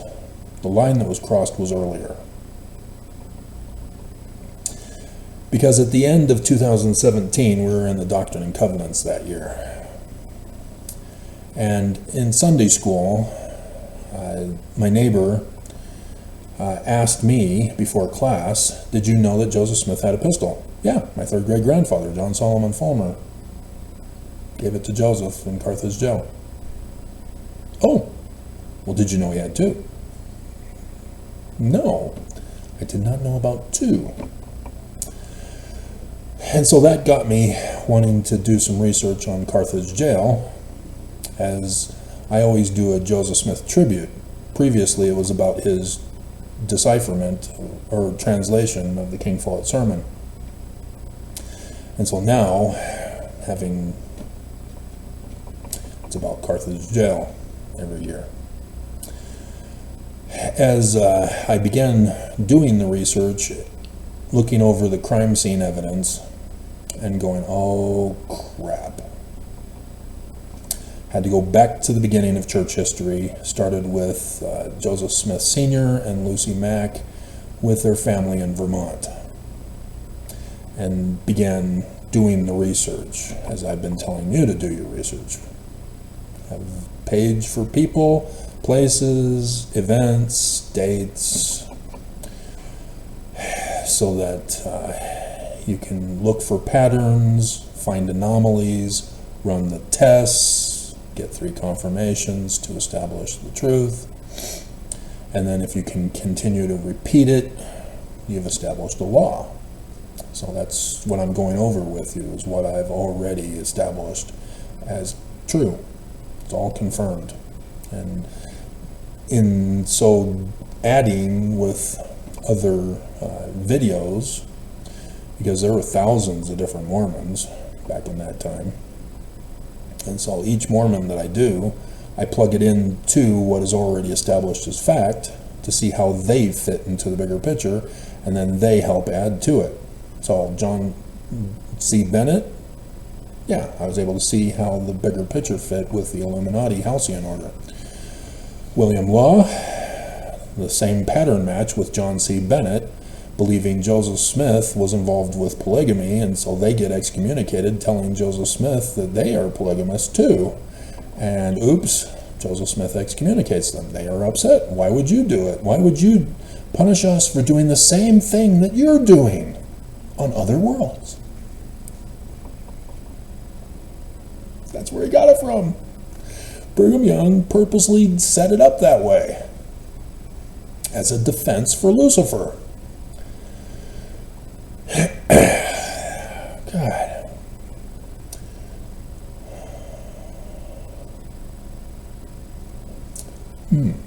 That's an idea for a picture.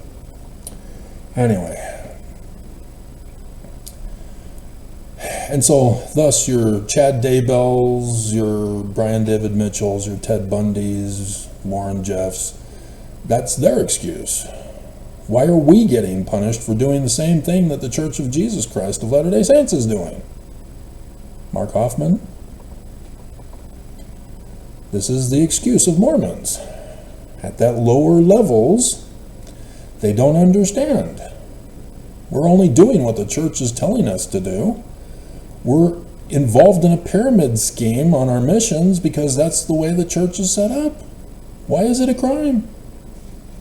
Why is doTERRA and USANA a pyramid scheme just like missions? The church is doing this. Is the economy. We're making lots of money.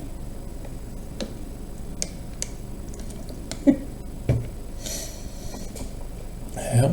Why are you punishing me for murdering my wife? She's wicked. I'm only doing what you told us to do in the temple. She wasn't keeping the covenant path. This is the excuse of Mormons. I'm only doing that which has been done.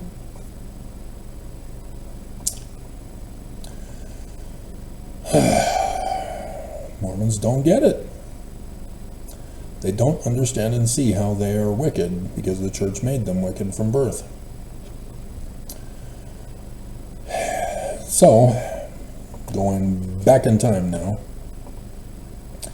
Wilford Woodruff deceives Mormons, claiming to be the president of the church that was disincorporated, no longer exists. Lorenzo Snow, likewise. Joseph Fielding Smith, Sr., likewise. And then he comes out with the way to perfection, thanks to his son, combining his talks together into a book, concerning Adam on Diamond. This, you see how Heber and Brigham indoctrinated the Mormons to cover up still their secret combination plot to destroy America. Instead of them, the future president of the church, being Jesus, or a certain president-elect, or to be the president, and thus Lucifer likewise, that's what they used. They used code names. Joseph Smith used code names. That's in their Doctrine and Covenants still. It wouldn't be decoded until the 1981 triple combination got finished. With the footnoting in the Bible Dictionary, Topical Guide, Connection, Special Index for the triple. That's when Bruce R. McConkie was involved in the decoding, and they would not decode some stuff. Section 117, Section 1, verse 16, etc. And so, since Joseph Smith was using code words in the 1835 edition, some of the forged documents, likewise, were deceiving Mormons by having the secret code names in them as well. Section 117, for example.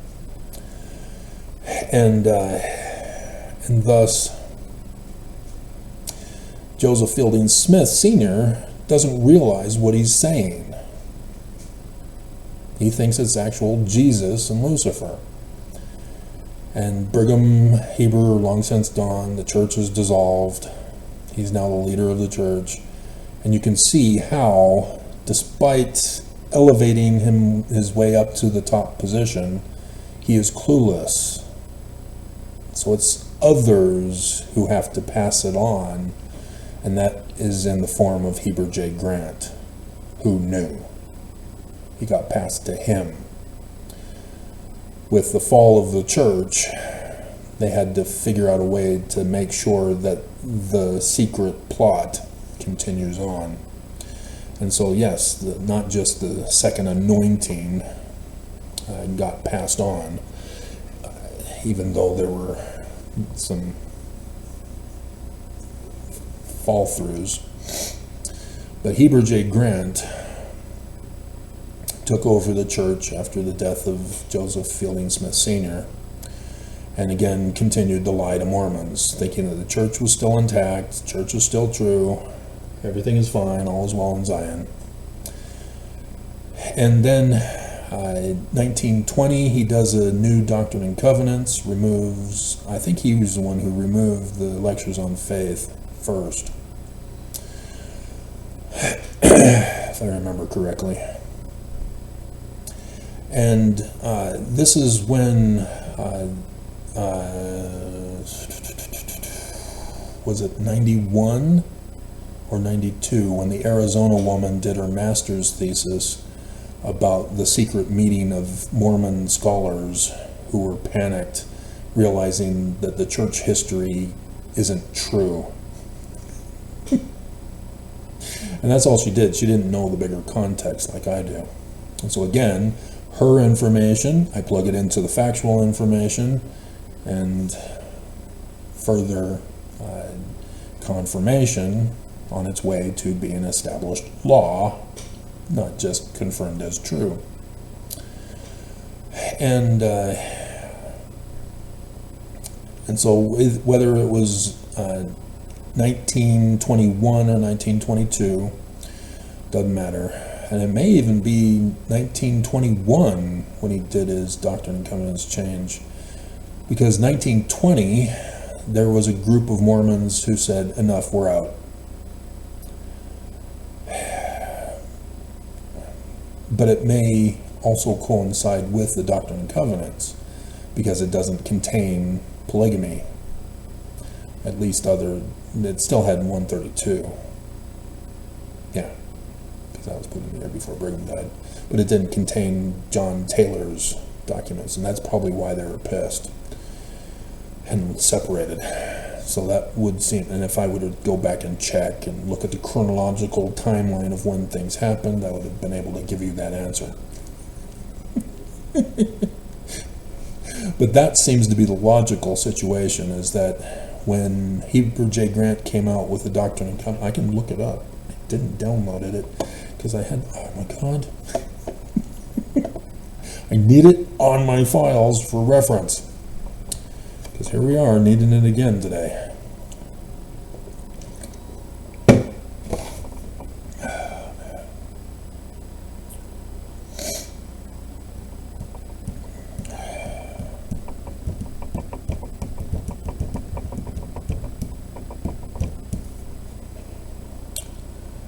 Make sure the camera didn't freeze or shut down from a cyber attack.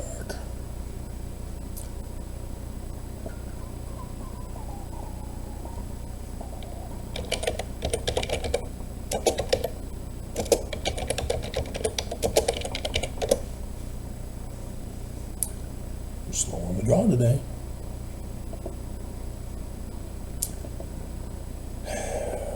Sometimes Wikipedia or AI is immediate attack, or sometimes not. Oh, 1921 edition. Okay.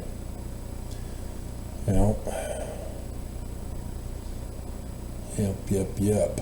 So he would have been working on this prior to, and so probably word leaked.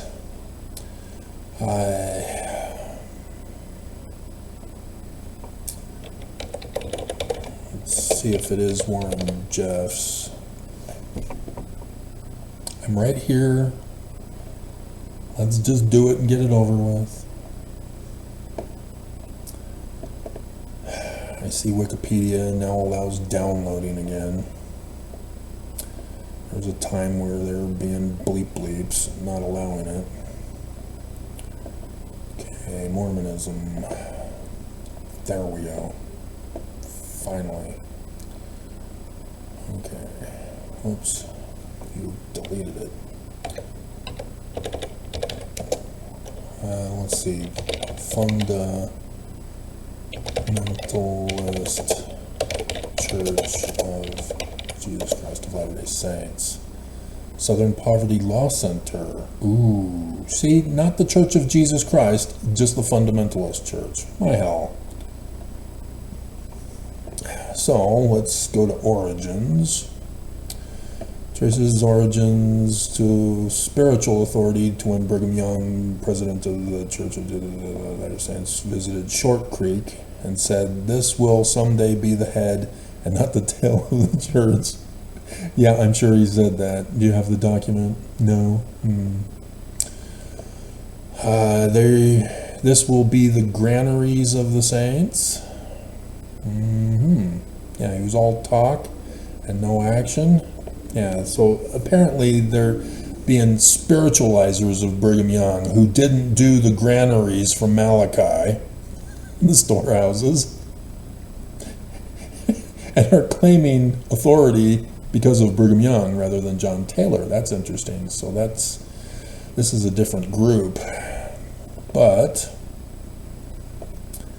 They believed a statement published in 1912 by Lauren C. Woolley,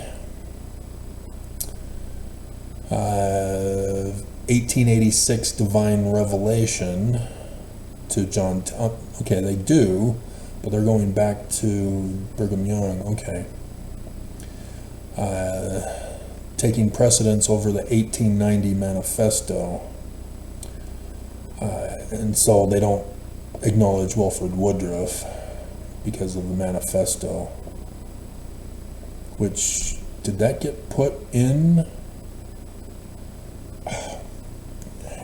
Took it off the screen.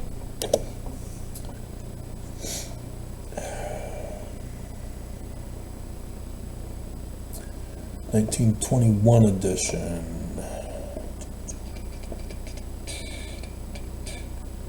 Sections included. No.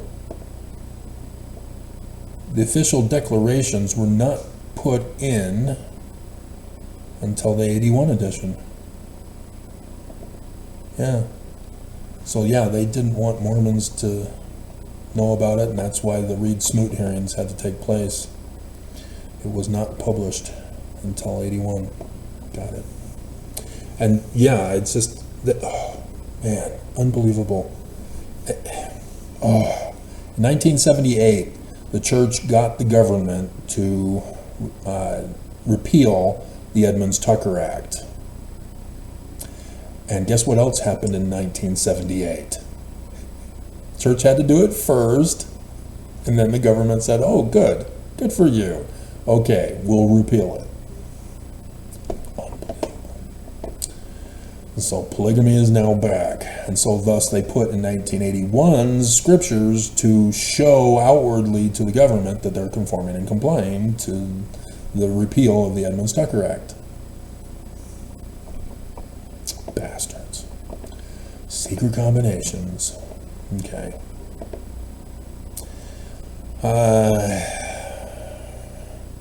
After being excommunicated.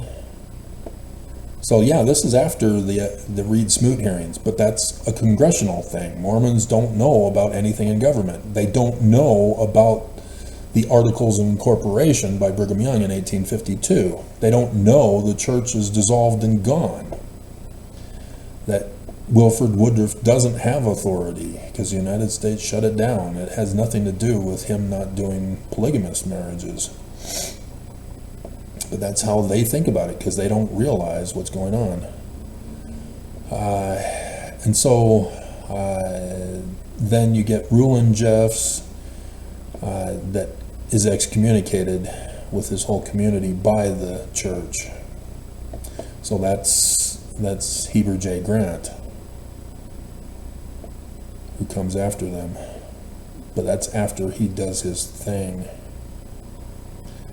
Okay. So it's another group that was 1920.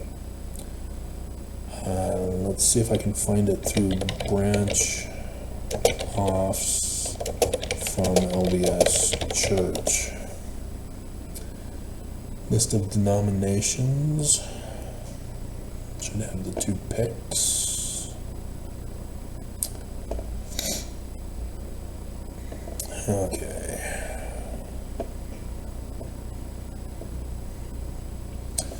The Council of Friends, 1920. That's them.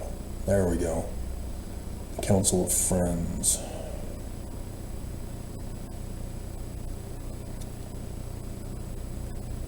Where are the Council of Friends?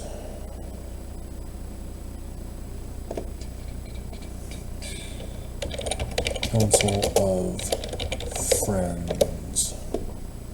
This is Woolley's. Okay. He was excommunicated 1924. So, wait a minute, sometime before 1920. Put things in chronological order. Here they're saying March 6, 1929 was when it originated. So the line is in the wrong place. That's why I was deceived. Okay. Yeah. So it is that group, but it does not, it corresponds after. That's the answer I was looking for, wasn't it? So Heber J. Grant does his 1921 revision. It doesn't contain polygamy. This Woolley group that becomes Jeff's are pissed. You didn't put in polygamy. It's not because of the official declaration, but that would have been the excuse. We told the government we wouldn't. Well, very well, Jeff, you have to be loyal to me. And they said, no, you're not practicing polygamy. We're out. That was their line to cross. They believed it had to be polygamy. Therefore, they're out because they're not practicing. The upper leader's not doing polygamy anymore, violating the Book of Mormon. Wait a minute, the Book of Mormon condemns it 6 times. Wait a minute. So yeah, important to get chronology right. Okay, and so then nobody knows that the church is not incorporated, that it's not a church. It's not an official organized religion. It's just a group of people pretending to be. They've rented it back, and we find out later, after the Freedom of Information Act, and people are checking after the Time magazine incident, they look for articles of incorporation. And they find in 1923, November 26th, Heber J. Grant incorporates the church. So 1921, New Doctrine and Covenants. 1922, the scholars of the church are going, oh crap. And then 1923, nobody knows. He secretly files articles of incorporation with the government. There's no Freedom of Information Act back then. Nobody knows about this. This was a secret filing with the government. Only those who were involved with it, the Notary Republic and the government filing, no, they're the only ones who know. It's a secret.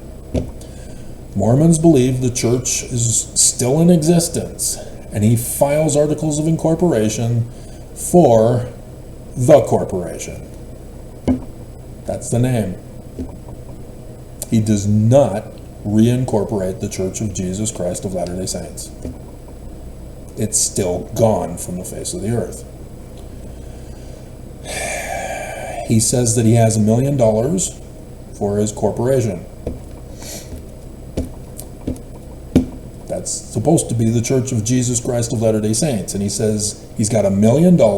It's now called the corporation. And he's the president. So it's the president, or it's the corporation of the president.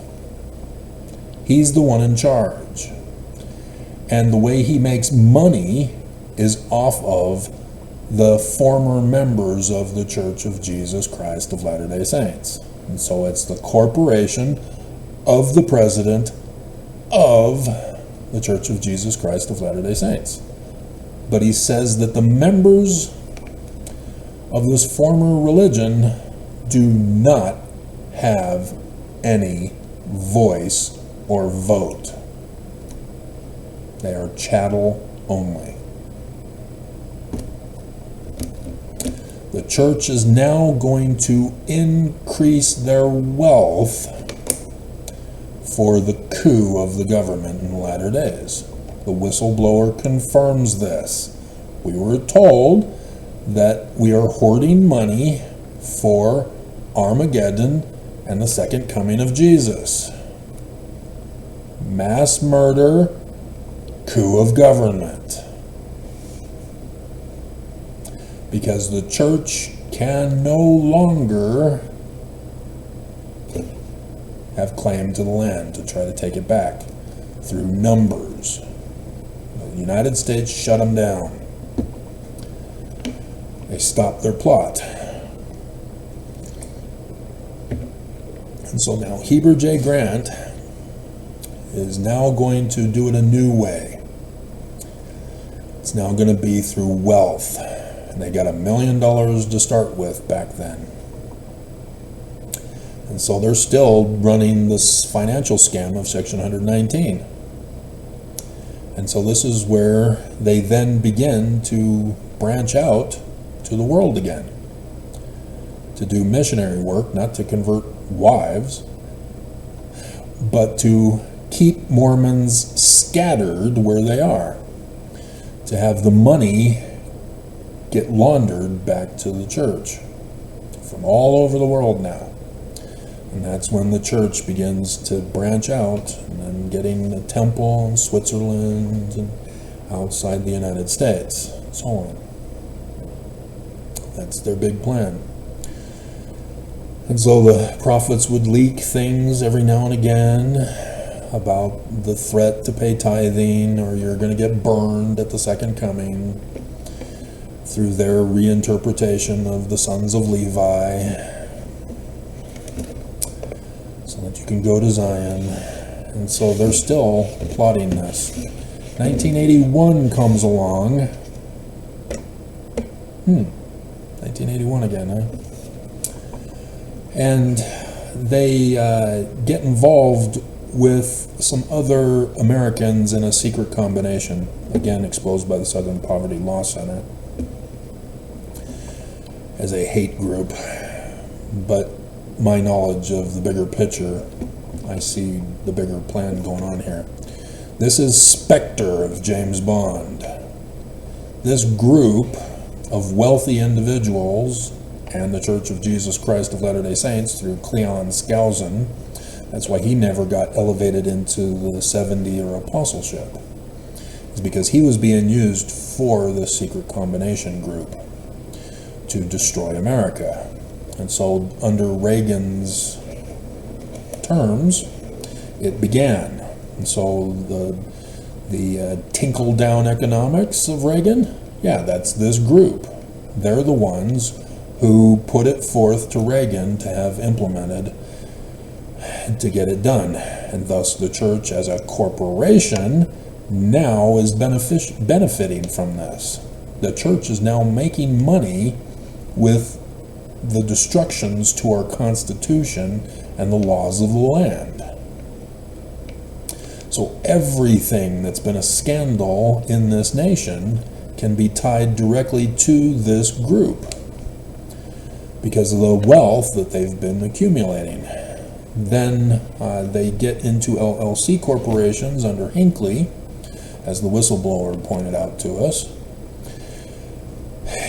and are now involved in offshore bank accounts, thanks to the Australian press. And so the church is going gung-ho with escalating the amount of wealth that they're hoarding. They are now in a position to do this, even though the one apostle during the 50s sabotaged the church by saying, if we build it, they will join. Nope. Oops. Put the church back into debt. And so they had to regroup to get them out of debt again. And so thus why the later times they're back out of debt again and doing some other stuff.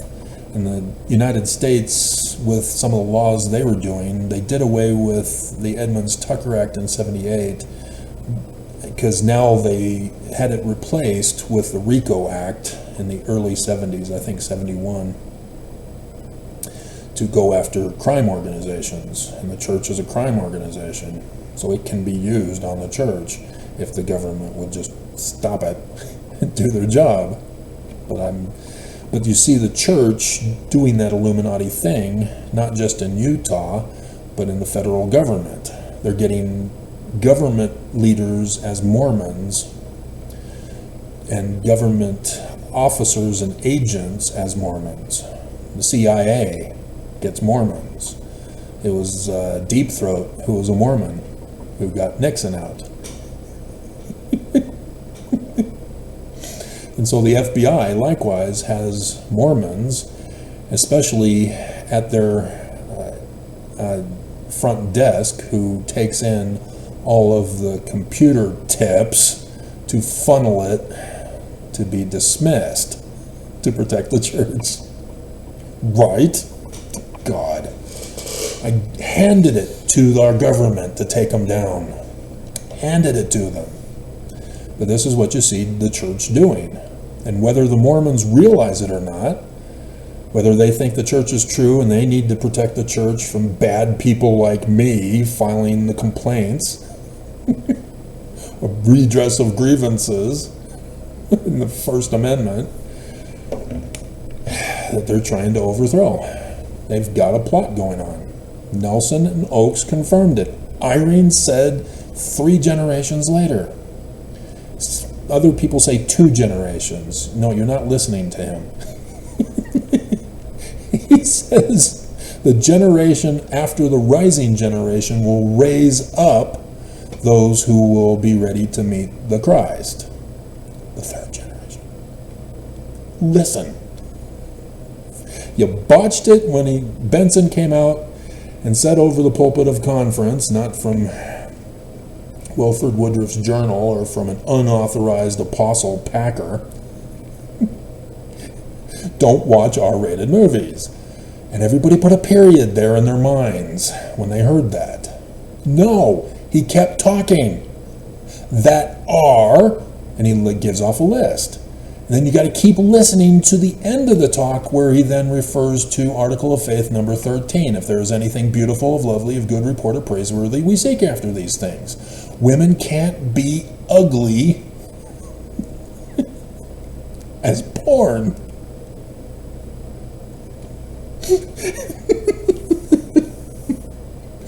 And thus, again, Mormon church Christianity strikes again. But you got all these women who are against their own bodies. Dear God, women, stop it. Not just attacking other women. It's just sexual abuse all over the place because of this. And people don't realize the bigger sin that the church is involved with sex abuse crimes. When they're all focused on porn. When porn is just an idol, it has no power over you. You're giving it the power, and you're making it evil. You're ignoring Article of Faith number 13. Women are beautiful, lovely, of good report, and praiseworthy. Therefore, we seek after looking at them.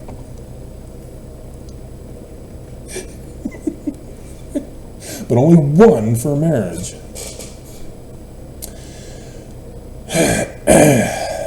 Okay? And so, yeah, the church has been involved in all of the decisions of the secret combination, telling the presidents who to put in for judges, telling the presidents who to put in for cabinet positions, telling the presidents what to do in the nation for bills for Congress, telling the congressmen what to do, bribing the congressmen to force them to do what they want to do, as many of these are corporate leaders as well who are bribing the government. So in 2016, one of the members, Stephen Bannon, was involved with the 2016 coup of our presidential election through Cambridge Analytica that he was a part of at that time, putting in the Facebook game questions of which Disney princess are you, and our data is stolen from Facebook, and with those psychological questioning that came from Stanley Smith Stevens, a Mormon from Utah, who did his work in Colorado after World War II to revise the Nazi agenda in America, with the Nazis who were given asylum in America to work with the CIA to brainwash the masses, whether through word manipulations or drugging of LSD, which was their experimental drug back then, the MK Ultra, which I saw that movie and I couldn't get through that all the way. That was just too intense. But still, nonetheless, dear God.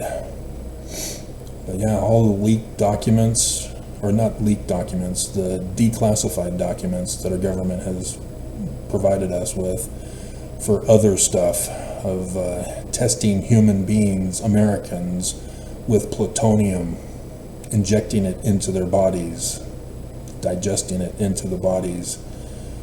Dear God. And then southern Utah, nuke testing. That's what they were doing it for.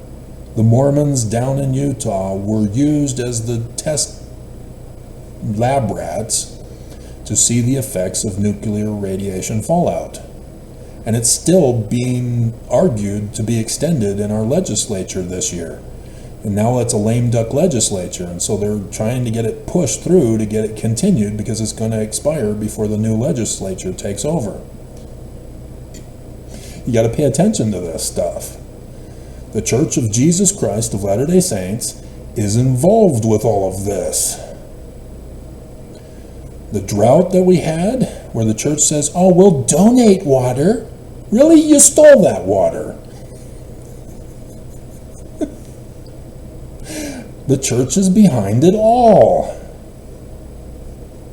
And so when Oakes comes out and confesses, gets leaked by a little sister missionary because she recorded him, he's a living prophet of Jesus. There's nothing wrong. I don't see a sin. I don't see evil. I decorate my room with inverted pentagrams because it means Jesus is coming for a second coming. And so, yeah, it doesn't get leaked until this year by the guy who has a crush on that sister missionary. He finds out about it, and then YouTube leaked it to me. And I know exactly what it meant.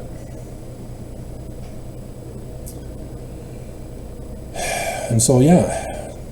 And so 2016 had Steve Bannon being the popular one involved with that coup. There were other forms of coups that were taking place, but the data was given through Paul Manafort, who then sold it to Russia, and then Russia would then in return buy advertising on Facebook for Republican voters who picked the right Disney princess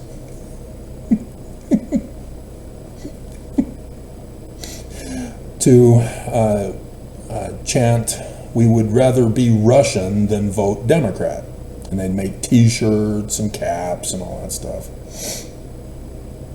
And then for Democrats, who were the sensitive snowflakes on the questionnaire from Stanley Smith Stevens, they were given, your vote is in jeopardy. Call this number now to secure your vote. Yeah.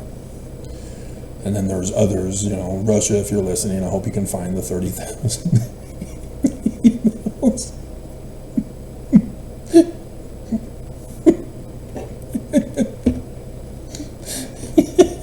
And then the Access Hollywood tape got leaked for the Democrats, which I think was first, where Trump is heard on the mic, you can grab them by the putty tat. They just let you. And so, yes, we get 4 years of Trump. So with Oakes coming out, getting leaked, saying that 2020 is the test run for Jesus, mass murders, and government coup, you now see what these Danites were up to. That Thomas B. Marsh was right. This threat is in progress this whole time. The church has been the ones in charge of this. And, dear God, this is going on 3 hours? Well, I'm summarizing things here.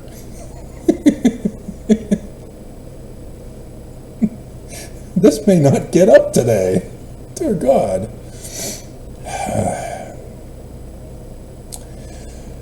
And so, yeah, he's not only saying that 2024 is going to be the second coming of Jesus, even though he's told us before in conference, no man knows the day or the hour. But you can't stop it either. He's also confessing that the previous election was also part of the whole thing, to have Trump lose in 2020. Thus, they had to get him put in 2016. And Leonard Leo is also a member who helped connect the judges of SCOTUS to the billionaires. That was him. That's the church. So SCOTUS overthrowing Roe v. Wade, that was the church through this group. Church is involved in all of it. And Oakes and Nelson know of it. Oakes confessed he's a part of it, that he's in charge of it through this group. The church is making sure this happens. So Mark Skousen, who's now taken over for his father in this secret combination, is reporting to the church directly about what needs to be done in this group. And he's reporting back of what they've agreed to do for all the different things. So the church is aware and up to date on what's happening. So Oakes comes out in 2020 to the missionaries and says, we're in charge of the coup of the government and the mass murders that we're about to make money off of. This is insider trading that the church is confessing to here. It's not just an SEC violation of not reporting the $32 billion that came from Russia, for which the church, in their anger, sued an insurance company to get that $5 million back. Plus more, I'm willing to bet, because that's how they operate. If you punish us, we get worse to get it back and restore. This is how evil they are. And so, yes, we see in 2023, AI just floods the market. There's a big push to have every business, every infrastructure, every basic necessity company have AI running their systems. And this is scaring me. As we're hearing in the news about how AI is telling people to kill themselves. And I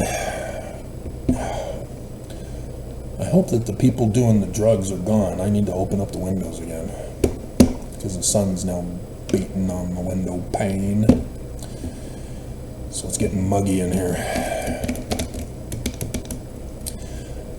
But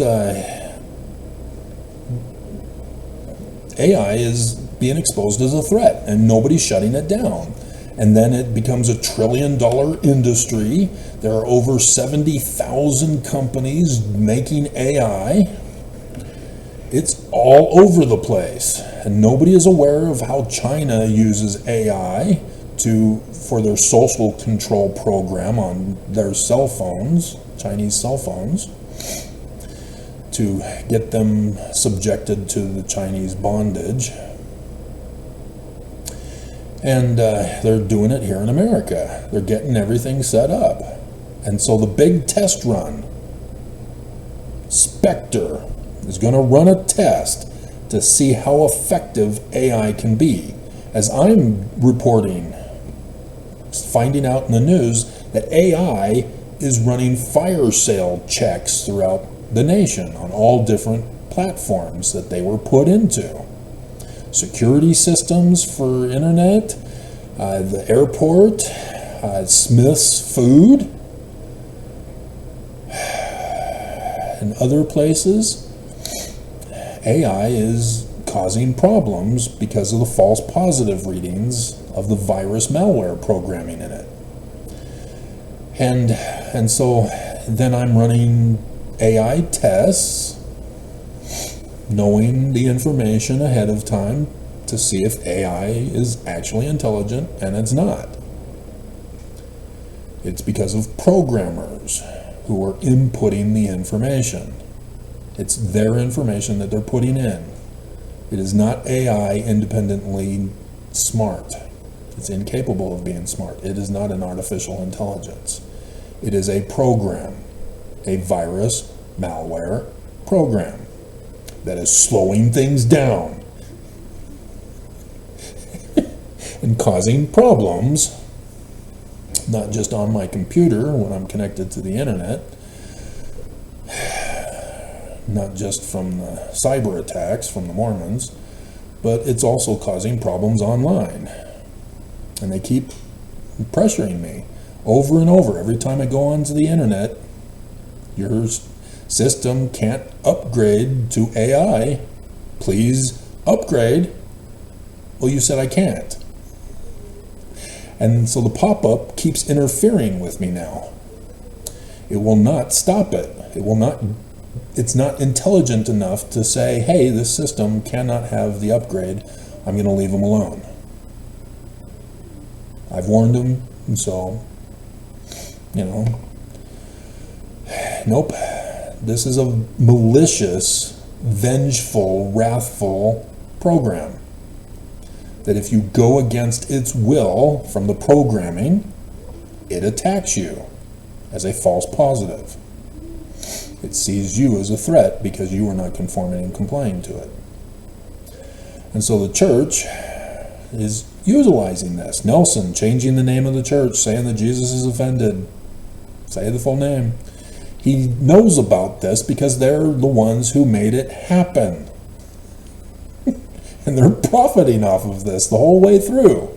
They're involved in stock manipulations this whole time because they're the ones causing the problem and benefit financially from the problem because of the stock investments that they have. It's not just tithing. They have other sources of revenue. They just came out last week with the new vending machines for Christmas. It came out early, and they've got it in more places to make more money.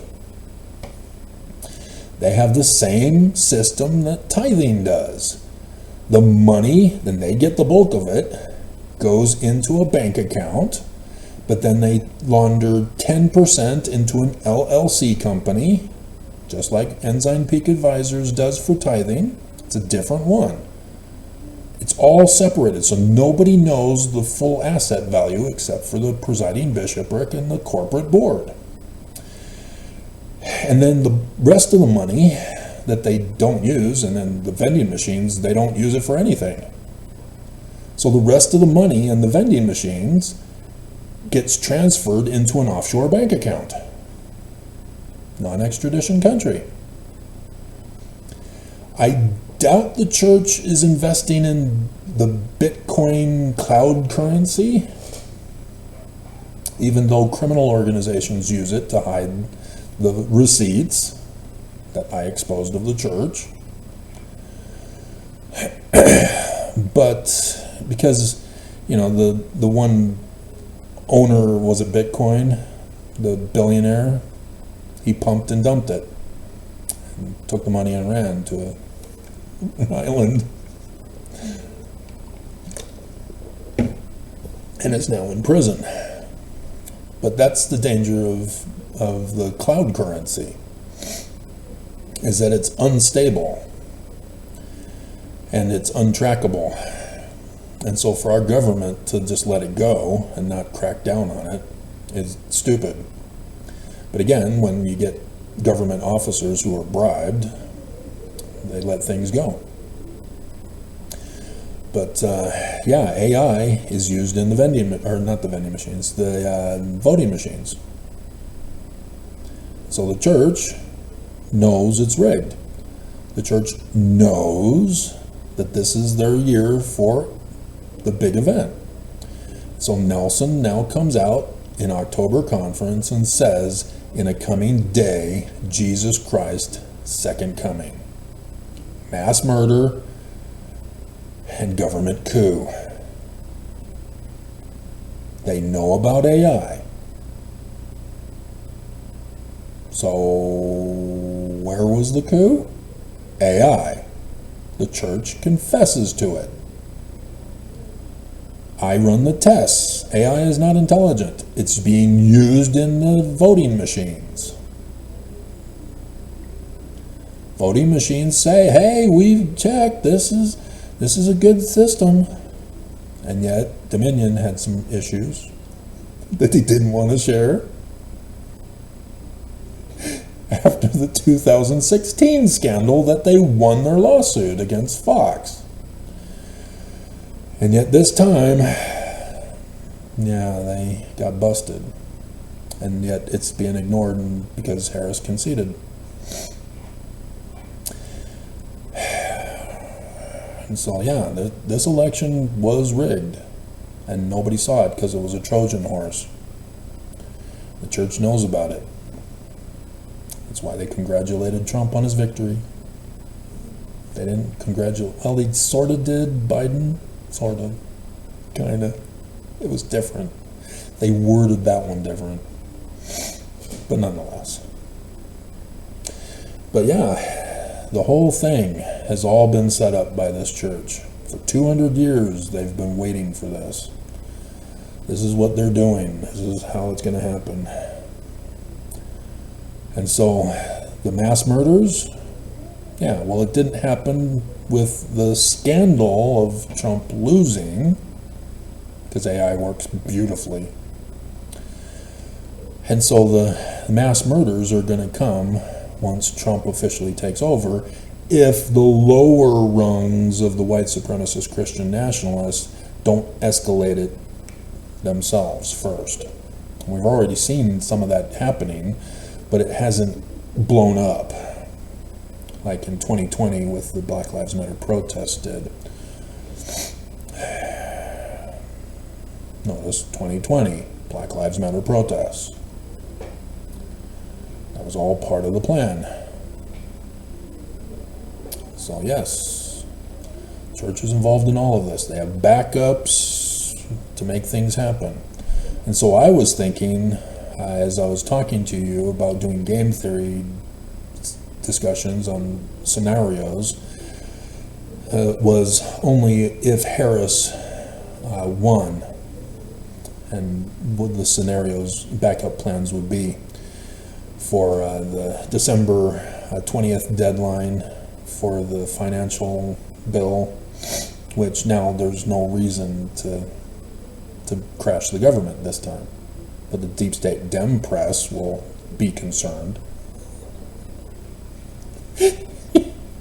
But you see who Trump is putting into the administration purposely to gut the government. The federal government will be destroyed. There is no way to maintain a government with who he's putting in. And it's not a situation of these people will tell Trump no and that they're going to do things to help America. No, he's purposely putting in people to as an extortion. Because Matt Gaetz, for example, he is a sex child rapist, sex trafficker. We all know it. Venmo was the payment of choice for him. We know the evidence against him. And yet, having been interviewed by the Department of Justice or the FBI, he was set free. They did not prosecute him. They let him go. And I'm thinking, okay, well, maybe they're setting something up because he knows something about Trump or a bigger fish. I don't know how much bigger a congressman would be. You know, they go after the other guy who had gold bricks from Turkey for his Menendez, and he's out. But he's a Democrat. Trump did it. He was bribed by them. Trump's still in. See how our justice system is unequal? We all know it's unequal. But it's unequal even at the top. Only Dems get punished, not MAGA. Thus the church isn't getting punished for their crimes. Only branch-offs, who are apostate, anti-Mormon, anti-Christ quarrelers. They get punished, not the church. This is the pattern of practice. Helaman chapter 6. Nobody in the gang gets punished. So Merrick Garland, either he's in the gang or he's been threatened, or his family's been threatened to be murdered if he doesn't let them do what they do. Thus he was a lame duck AG. So now they're putting in an AG who's already compromised. He's on the verge of getting prosecuted, or exposed at least. We already know what he's involved in. SNL did the skit today in the weekly news segment. But he's now the AG. So all of his problems go away as long as he says yes to Trump, to be his, what's the first name? But Cohn. I can't remember the first name of Trump's original person that he wanted. Pure evil guy who was the fixer. And so, yeah, the other Cohen was Trump's fixer. And he made a deal with the government to get a lesser charge and to provide information on Trump. But all of that got quashed now. That's what I told you. Trump was promised that he would not serve a day in prison. That all of this was part of their plan. That's why it was purposely delayed, and now it's all being dismissed. Trump was promised this by the Church of Jesus Christ of Latter-day Saints.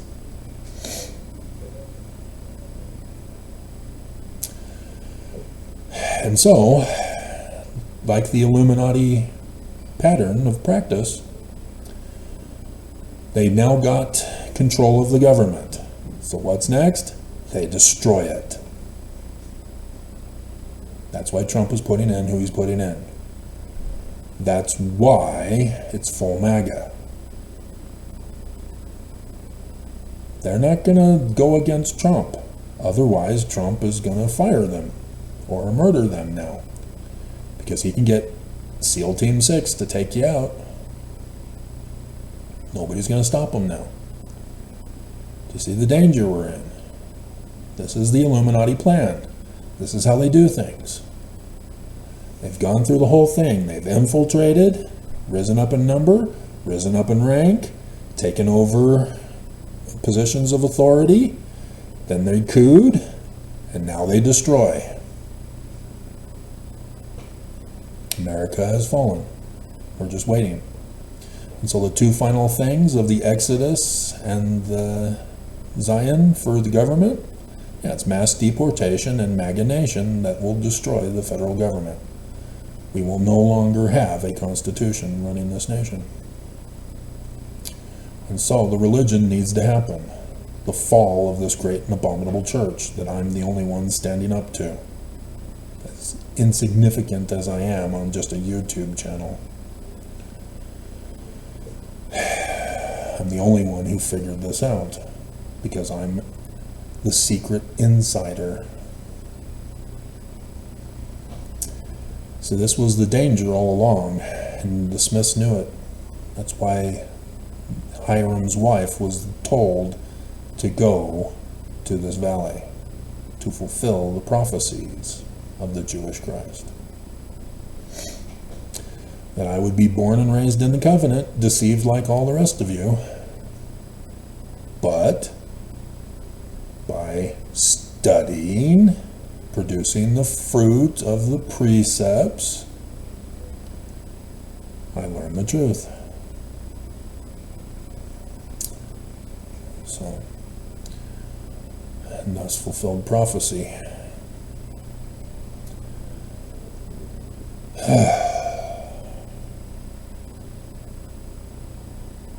Okay. Well, let's get her done. 3:30. Oh God, it's going to take a long time to get up.